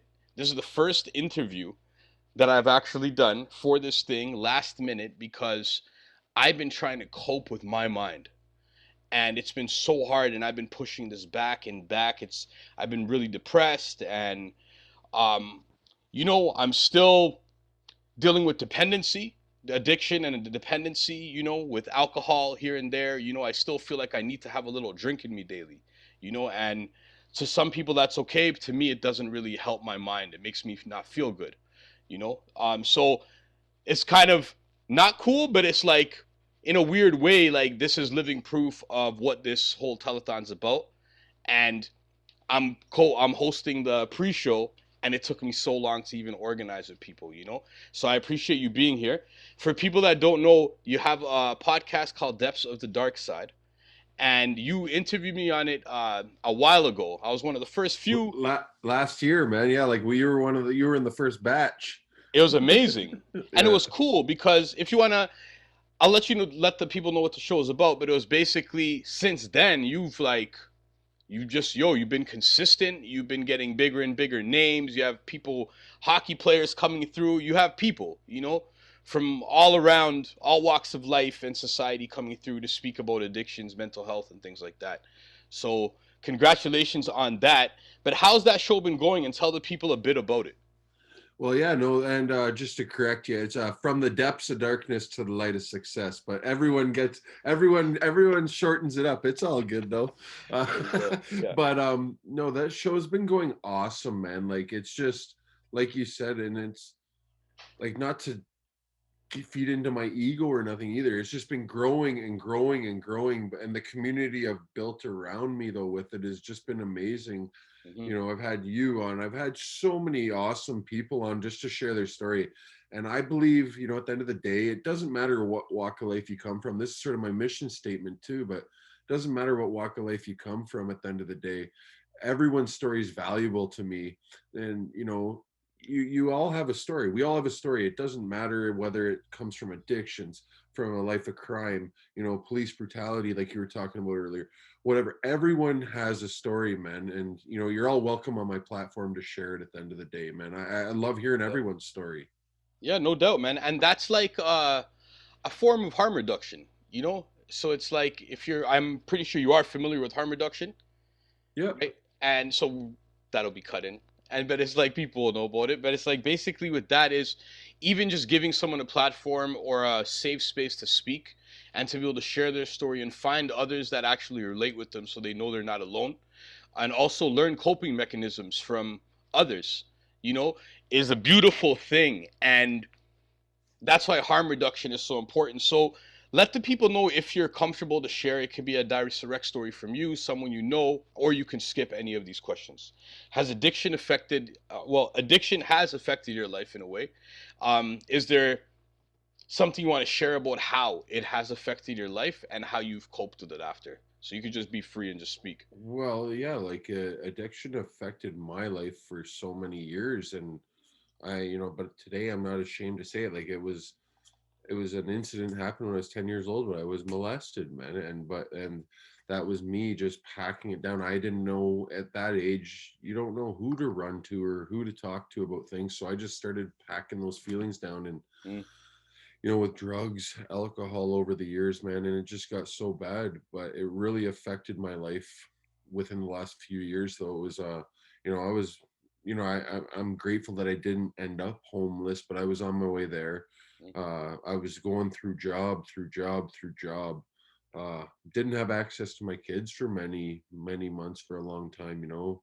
That it almost ripped everything away from me, but by the grace of God, you know, and my higher power, whatever, you can choose whoever you want, you know what I mean? Like it doesn't have to be God, doesn't have to be any of that, you know. I'm not a religious man, but just by the grace of God, man, and my kids and stuff, I'm still here today to share my story. And I'm 20 months clean and sober now, you know. Yeah. But it's taken a lot, you know. It hasn't been easy, I'll tell you that. It wasn't no walk in the park, man. It hasn't been a walk in the park either. Yeah, it just stays. It's like, yeah, definitely. Like I feel like I fall off and on from different addictions. Now I could say it's like a little controlled, but it's still there, so it's not really controlled because it can go south at any time. You know, like one beer could turn into a lot all of a sudden, you know, and that's like the part. And it's also, so speaking about your story, again, it's like stigma, you know, so even when you're young, the stigma attached to stuff like, you know, what you went through. So it's hard to explain things like that to people. There's stigma attached to the addiction. So you're using addiction to cover up, hide from that pain and those thoughts. You can't really share with too much people because there's stigma attached to it. And so stigma, do you feel stigma gets in the way of harm reduction? And if you do, what do you feel are some good ways that we can combat that? you know, there is stigma. Like it's funny you say that. Like I have a friend. This is just a recent example. Like she's really big on TikTok, but she's also in recovery herself. Like got a good solid recovery behind her, but she blew out her knee the other day, and she's a recovering addict from, you know, fentanyl and heroin. But and then she shared, you know, on the thing, like that was the only way to cope with the pain. And the paramedics knew that she was, you know, knew that she was a recovering addict and stuff like that. Yeah. But people are like blazing her, oh, now you've relapsed, you've done that, you know what I mean? No, it's that they gave her that so she could subside from the pain. She's allowed to not feel pain, you know what I mean, in a proper way, you know what I mean? Like, and she didn't go abuse it. She didn't get a whole prescription of it, you know, to go home with or nothing. It was just to get her comfortable to get to the hospital, you know what I mean? Like, just imagine blowing your knee out and it's 10 times bigger than it should be, you know what I mean? That's going to be painful, you know, how you you know what I mean? But people, like, the stigma around it is ridiculous, you know what I mean? Like, there's other ways. Like, I used to, when I first came into recovery, like for a while, like I don't smoke weed or nothing anymore. About 5-6 months ago, I quit all that too. It was just really fucking with my anxiety and depression, so that I was actually making it worse after doing some work with a therapist and stuff like that. So I quit that, but you know, that was my way to get through the day. But you know what I mean? There's different ways of harm reduction, but there's so much stigma around it too. You know what I mean? It's ridiculous, but you know, everyone has their own journey, man, and let them do it the way they want to do it. You know what I mean? Like, there's no need to shame someone if they smoke weed and they're off all the hard drugs they've been off for years or whatever, and they need the weed to cope with a certain thing. Oh well, it's not like they're out there robbing people and doing all those things anymore. You know what I mean? Like, you don't need to shame people for the way their recovery. Your recovery is your recovery. My recovery is my recovery. We all have a different road to it and a different path. You know what I mean? Definitely, yeah, man. Well said, man. Because it's like Kratom, for example. Kratom is one of the ways that, if you know about it, it attaches to the same receptor as opiates. No, I don't. It's a plant. They tried to make it a Class A drug. They really couldn't. In some places of the world, in the States, it's illegal, but not everywhere. They tried to make it a Class A drug all over America. They couldn't. And it attaches to the same receptor. So if you're going through withdrawals, you can actually take Kratom and not feel your withdrawal symptoms, but the heroin is leaving you. Or the opiates, I should say. It's hard to get heroin anymore. The opiates are leaving you. And so it's like things like that. And you know what? For a second, actually, let's let Wet Water Miz talk about Kratom right now. Let him know what Kratom's about. Okay, boom. There's gonna be a fake cut there. My cowboy guy's gonna come in and talk about Kratom. Okay, so we'll come back to the interview. And okay, before we come back to the interview, man, is there anything else you want to share? I just wanted to touch base slightly just on this. It's gonna be a bunch of clips. We'll take some talks from you. Back and forth. I'll ask this. It'll be the same themed conversation with everyone else, and it's just gonna chop back and forth from each of you guys. You know what I mean? But if there's nothing else you really want to get into, I wanted to talk about the connection between mental health and addiction, and what you see with it, and other ways to make harm reduction mainstream. You know, if you have any ideas, you know. So let's. I'm not too huge on like just so you know, like not like too huge, and not from a bad standpoint. I'm just never really had too much experience. Like, I know people that do harm reduction and stuff like that, but I'd probably just gonna keep my thoughts just because I don't have too many thoughts on them out of it. But I'll definitely talk about mental health and addictions for sure, man. You know what I mean? Like, just I don't have too much experience with the harm reduction stuff. You know, if you understand what I'm saying. Yeah, no, that's all good, brother. Yeah, man. Yeah, for sure. And then like after that, we can just wrap it up. Yeah, no problem, man. Okay, cool. So, all right, so there's a lot of connection to mental health and homelessness with addiction. You know, and what's like, how do you see that working systemically, and how do you find a way to, do you see any solutions out of that, you know?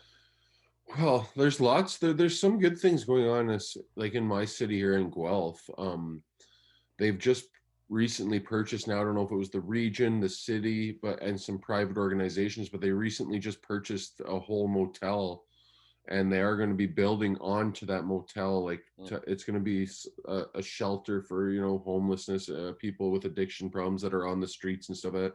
So I see some things starting, but for the people listening though too, like, don't go shaming those people out there, because you know what I mean. I'm you and myself, yourself too, Mizzo.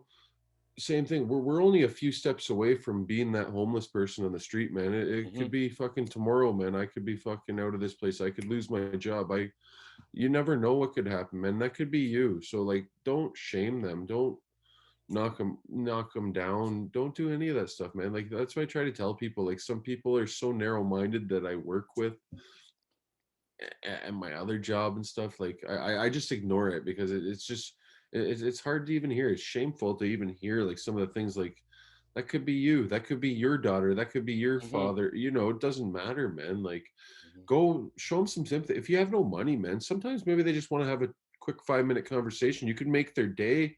You know what I mean? Like, if they have, if you have if you know, I smoke. If I have extra cigarettes, or I'll give them a few, man.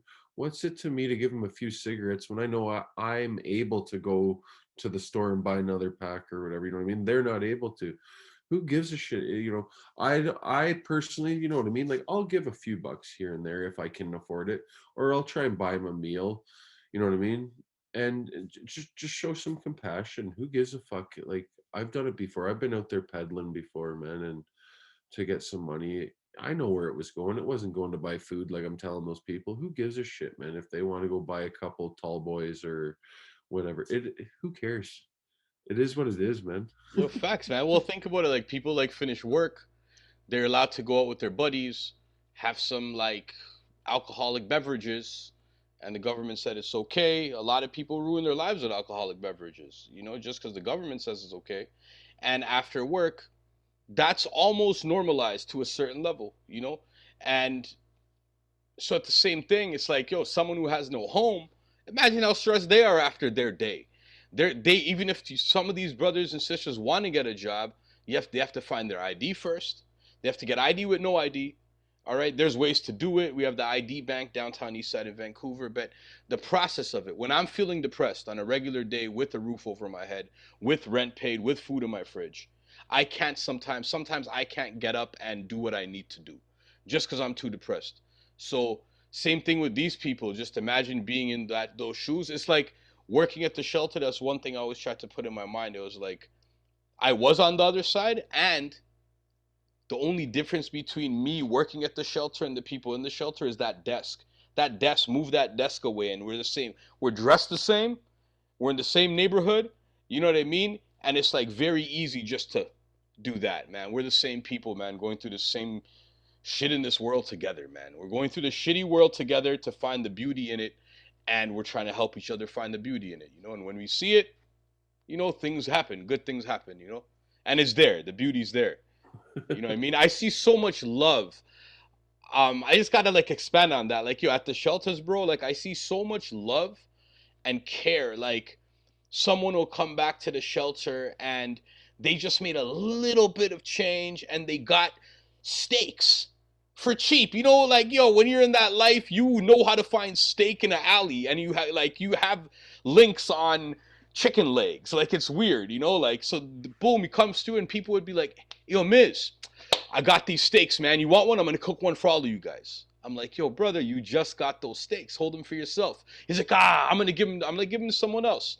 These people are sharing their steaks. And then you have people who work and live in condos, and we can't even share a smile with each other, you know? So the amount of love we see in these communities is actually real. And that's why it's dope to have you on the show. And that's why while I'm interviewing you, or having a conversation, I should say, it's hard for me not to just jump in like I'm also being interviewed, because it's real, man. And you know, and I think all we need to do is give people time, don't judge them, and give people love and meet people where they're at. That's the main thing. We need to meet people where they're at, you know? And I think you do a great job at it while you've been walking this walk in your own life.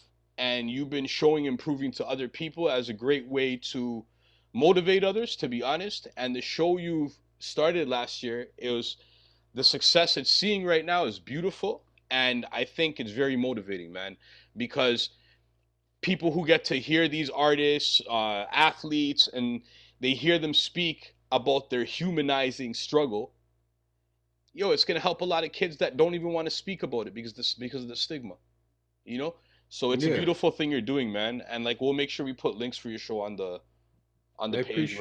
I appreciate it, man. No, a lot. I do appreciate it. Yeah, and if anyone does want to check it out too, just head over to my Instagram page, man. That's where I'm most active, guys. So at Depths of Dark Side, that's where I'm always at, man. So just sharing my little personal things, what's going on. I've sort of just mixed it all in together. It's my podcast and my personal things, So Yeah, exactly.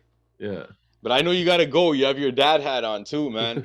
I know you gotta go, brother. So, but thank you for your time, man. Honestly, bro. And like, we should just keep building in life, anyways, man. Yeah, man. No, Hey, man. We should link and we should have you on the show again sometime soon. So yeah, it'll be dope, man, for sure. All right, I'll send you over some stuff later.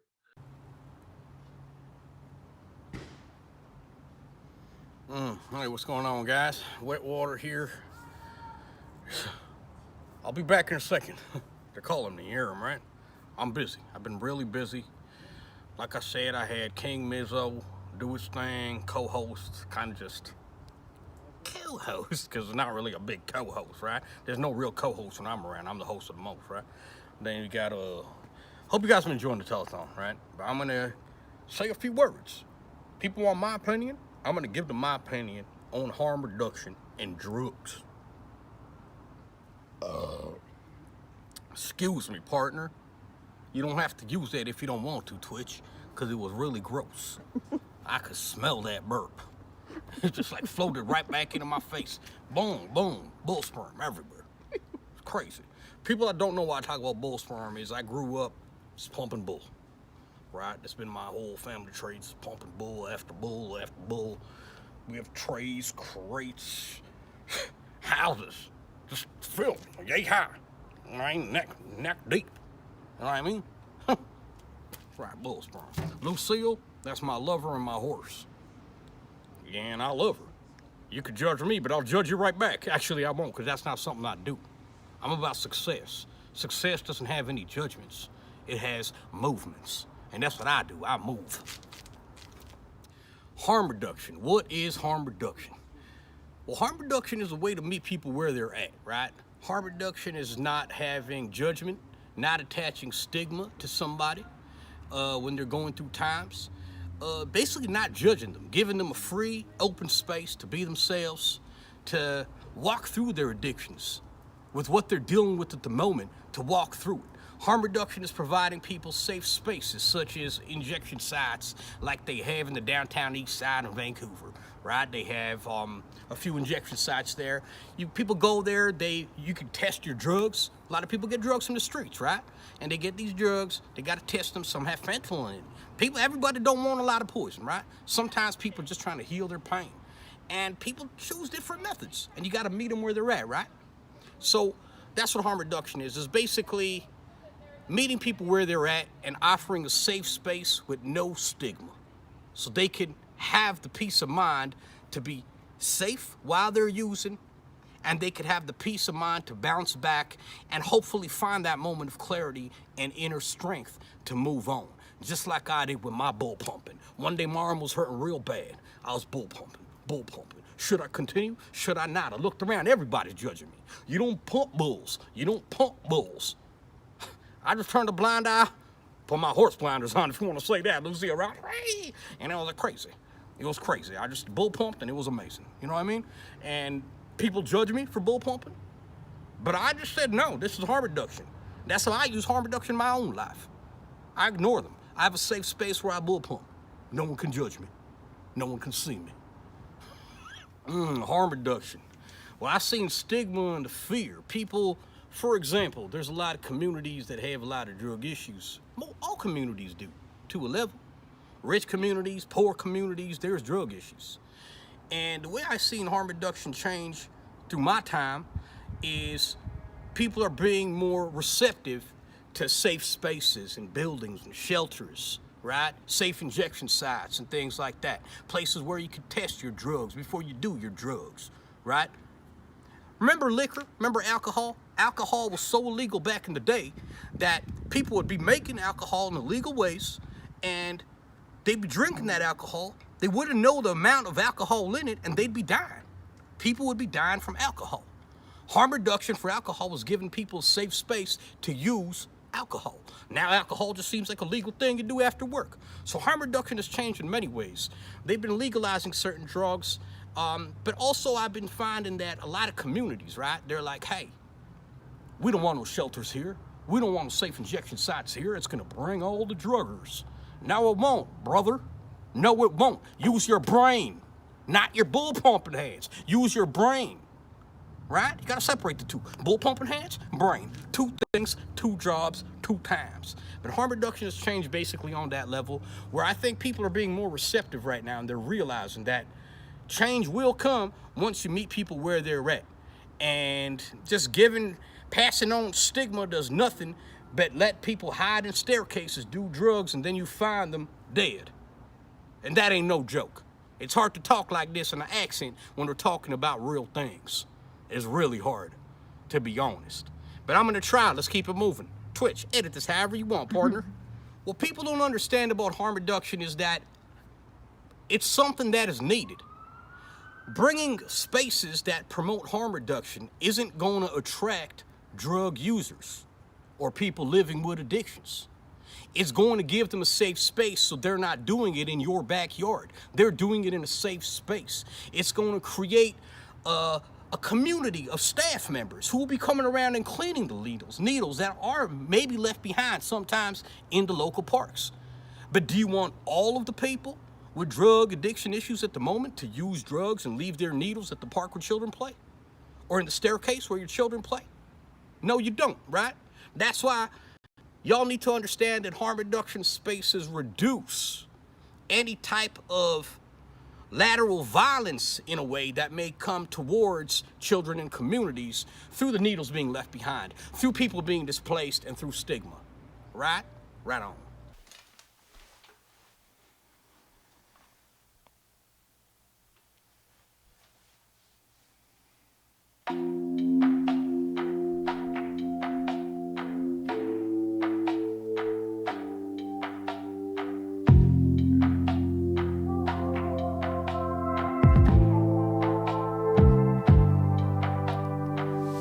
Love is easy, simple, kind, but it's not impatient. You got me wrapped around your finger while you on vacation. Rubbing up on everybody, seems their body sexy. I be doing good, home taking care of me. Oh, in your heart, I'm not your girl, I'm not your anything, remember that. Oh, in your heart, I'm not your girl, I can't be anything except for that. Blurred lines and blurry eyes, still it ain't worth discussing. Am I falling at your feet? I must be drunk on something. Fools find past lives trying to search for meaning. How can the truth be told and be so misleading? Oh, in your heart, I'm not your girl, I'm not your anything, remember that. Oh, in your heart, I'm not your girl, I can't be anything except for that. Oh, in your heart, I'm not your girl, I'm not your anything, remember that. Oh, in your heart, I'm not your girl, I'm not your girl. Why does it feel so evil, trying to rope a heart that cannot be tied down? We got more motives than a sequel, lying to ourselves like we got each other bound. We can't live like this, swimming in the water that's as shallow as it is. No, I can't live like this, drowning in the water that's as shallow as it is. Oh, in your heart, I'm not your girl, I'm not your anything, remember that. Oh, in your heart, I'm not your girl. I can't be anything except for that. Oh, in your heart, I'm not your girl. I'm not your anything, remember that. Oh, in your heart, I'm not your girl. I'm not your girl.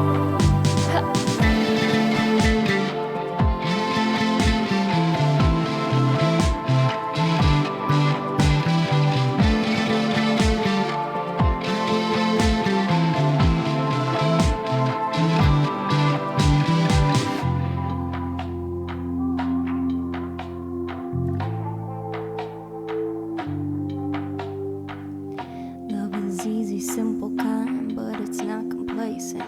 You've been running out of words and I'm hesitating. Oh, in your heart, I'm not your girl. I'm not your anything, remember that. Oh, in your heart, I'm not your girl. I can't be anything except for that.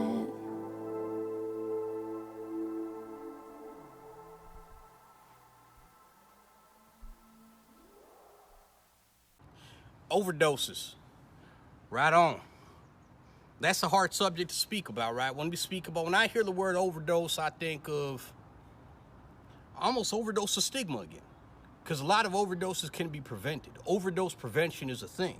When you look up harm reduction, overdose prevention goes hand in hand. And when you break the stigma, we will be able to avoid a lot of overdoses that lead to death. A lot of people deal with overdoses, and what happens? They have to be hit with Narcan. That's it's in a syringe. You could also have it as a spray, but in Canada, most of the shelters. Howdy. There's people talking to me. A lot of Wet Water Miz fans around here. It's really hard for me to go around anywhere in public nowadays. I'm trying to do the show, trying to do that, hey, there's a bull bumping guy. Hey, bull pumper, and everybody just all over me, right? And I don't know what to do. But we're getting back to a serious topic: overdose. Overdose, thing with that is, overdose can be prevented when we deal with harm reduction. I'll just keep it at that. Let's keep it moving. Death is a hard one. Hold on. All right, man. I'm not doing any more Wet Water Miz on that one. Basically, this show, it's the pre-show. It's a 1-hour pre-show for a 24-hour telethon organized by my brother Twitch. And you're gonna be watching this right after the 24-hour telethon. I got the character, it's one of my characters, Wet Water Miz, and I have fun with them. I created Wet Water Miz actually to deal with my sadness, to deal with my depression. I wanted something just a way to deal with my depression. It was harm reduction to me. Wet Water Miz is harm reduction to me because I can just be really depressed on a day and ignore it. It's hard though. I'll just ramble right now, but even when I am really depressed and I'm like, I could go to Wet Water Miz and try to get in a funny character and have fun with the pain I'm dealing with and just make a joke out of it all, it's hard to get to that level. I often want to reach for a drink. I want to reach for more trees. I want to reach for these type of things, And me being a person, I'm a musician for people that don't know, but on top of being a musician, I've been working with youth for many years of my life, and as of recently, I've been working with as a harm reduction counselor and dealing with overdose prevention. Working in safe injection sites, watching people die in my hands. Watching people come back to life in my hands, and because of these harm reduction because of harm reduction itself, the concept of it, I've watched many people get another chance. And it's never a second chance, it's a million chances, because it's hard to win after the second chance. Like I'm saying, if alcohol was still illegal and criminalized to the level that, heroin and all these things are, heroin doesn't exist anymore, it's like fentanyl on the streets, but these opiates, a lot of more people would be dying. But it's been normalized. People are drinking alcohol that is regulated. You know what I mean? They know what kind of liquor is in it. Since there's been no more stigma attached, less stigma attached to it, people can try to even deal with alcohol issues. You could be more open with people and be like, yeah, I'm trying not to drink right now. No one's gonna look at you weird, you know what I mean? But when it comes to different drugs like heroin, fentanyl, mostly opiates, I'll speak about opiates, man. Like in the downtown east side in Vancouver, a lot of the stories I hear from people are, a lot of the stories is just like, yo, I was a doctor, I was an engineer, you know, I was like the foreman of this company. Boom, I fell off a boat one day on the top of a boat we were building, and I broke my leg and my hip or my spine, and I had to go to the hospital. They gave me medicine. Then when they gave me the opiates to deal with my pain, that's what they're telling me. They would leave the hospital and they wouldn't be weaned off of it at all, you know? It would just be like, here's these opiates in your system, and now go onto the streets. So what do people do? It's natural, man. When you deal with opiates in your system, you get dope sick. It could be legal opiates or illegal opiates. You're still gonna get dope sick, no matter what, no matter what. And a lot of these people that we look at as addicts, they're people living with addictions. They're not addicts, you know? All of these people wanna live. There are those people that have do not resuscitate, right? So when we deal with overdoses in the shelter, there are certain people, and it hurts me, you know, but you have to respect them. They sign something that says do not resuscitate. So if they're dealing with overdose, you don't hit them with Narcan. You know, you just don't. And that's a hard thing to do. And I've never been in that situation, and I'm glad I haven't, you know. But I'm just gonna ramble a little bit and tell stories. And Twitch, you could cut this however, man.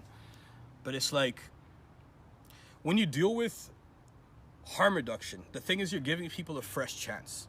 You know, I needed harm reduction in my life. If I didn't deal with harm reduction, or I wasn't provided harm reduction, or if I wasn't surrounded by people or approached by people that didn't judge me and just met me where I was at, I'd just be going in a dark hole, and no one would know the addictions I'm dealing with because there would be too much stigma attached to it. I'd feel too ashamed. I wouldn't tell anyone, and I'd be at home probably dying of an overdose one day, you know? And I bless the people around me and my willpower and the people around me and the concept of harm reduction that has not happened to me, you know? And there's a lot of people that I've worked with in the shelters where you've watched them overdose daily. You hit them with Narcan, they come back to life. You hit them with Narcan, they come back to life. They're not breathing, they're literally coming back to life. Like, yeah, so harm reduction, a lot of people, what I was saying in the other video is, a lot of people, I've watched them come back to life over and over. And then I've watched them go into detox. I've watched some of them not succeed fully, or succeed and come right back. And that's fine. That's where you got to meet them where they're at. That's where you can't have stigma. That's where you have to understand not everybody shoots the ball the same way. You know what I mean? We do things differently, you know?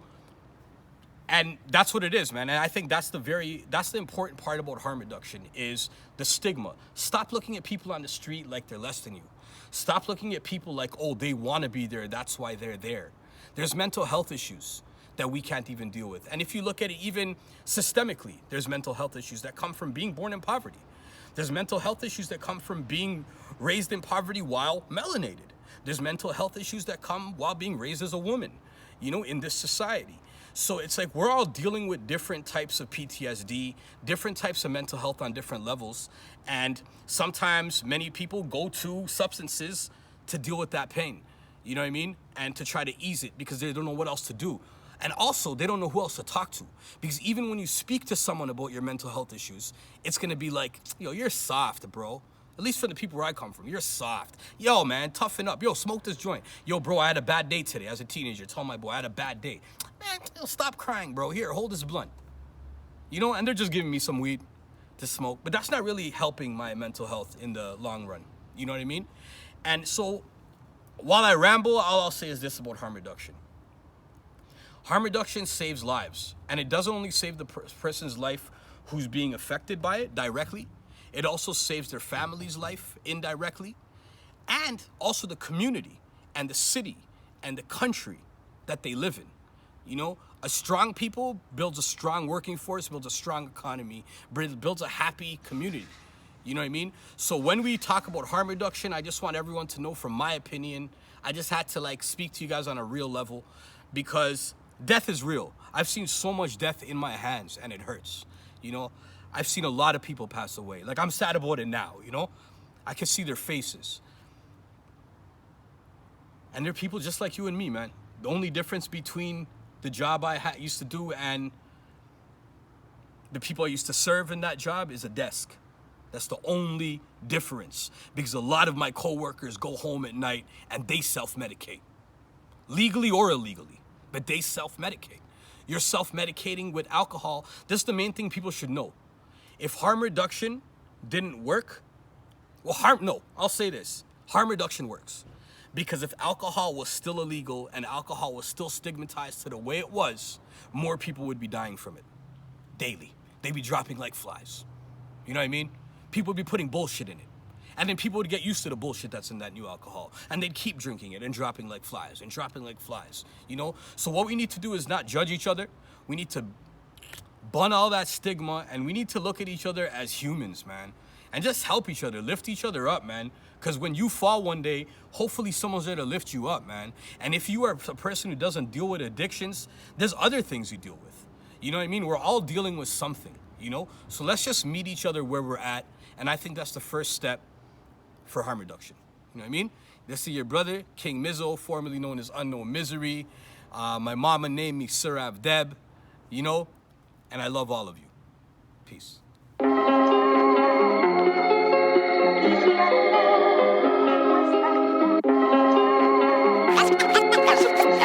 Has some ill metaphors to sound convincing.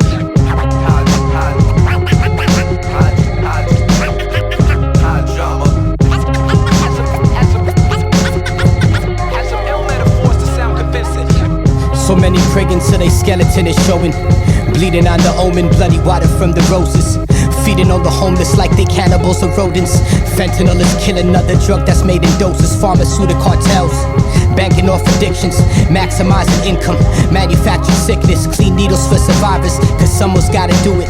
Chances are forever, as long as you are living, even if the feeling is translucent in a sense. You could feel it in your spirit, there's a moment every now and then. Addictions are okay, I understand your struggle. The system's made to break, but if it breaks you, we in trouble. When you're high, you aren't hungry, unless it be the ganja leaf. The pigs, they try to take it from me. Doctors, they can sell their piece, diagnose them, get them high and dosing, cut a supply and rope them. That's how you make a dope head. Instead of ridicule, let's try and heal each other.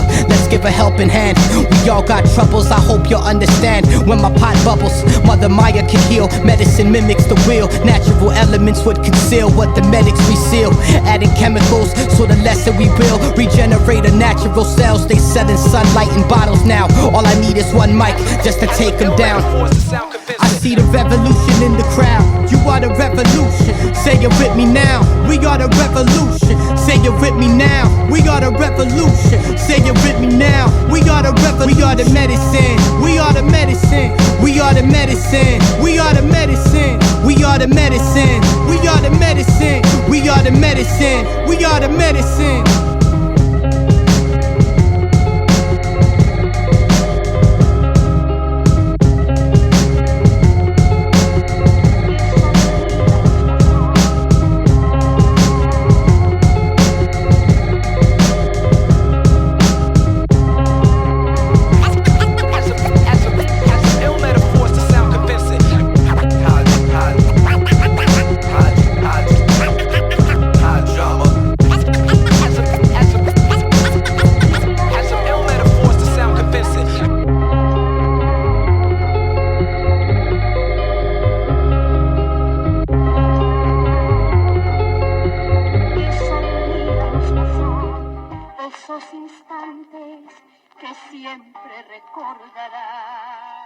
My bull pumping. One day my arm was hurting real bad.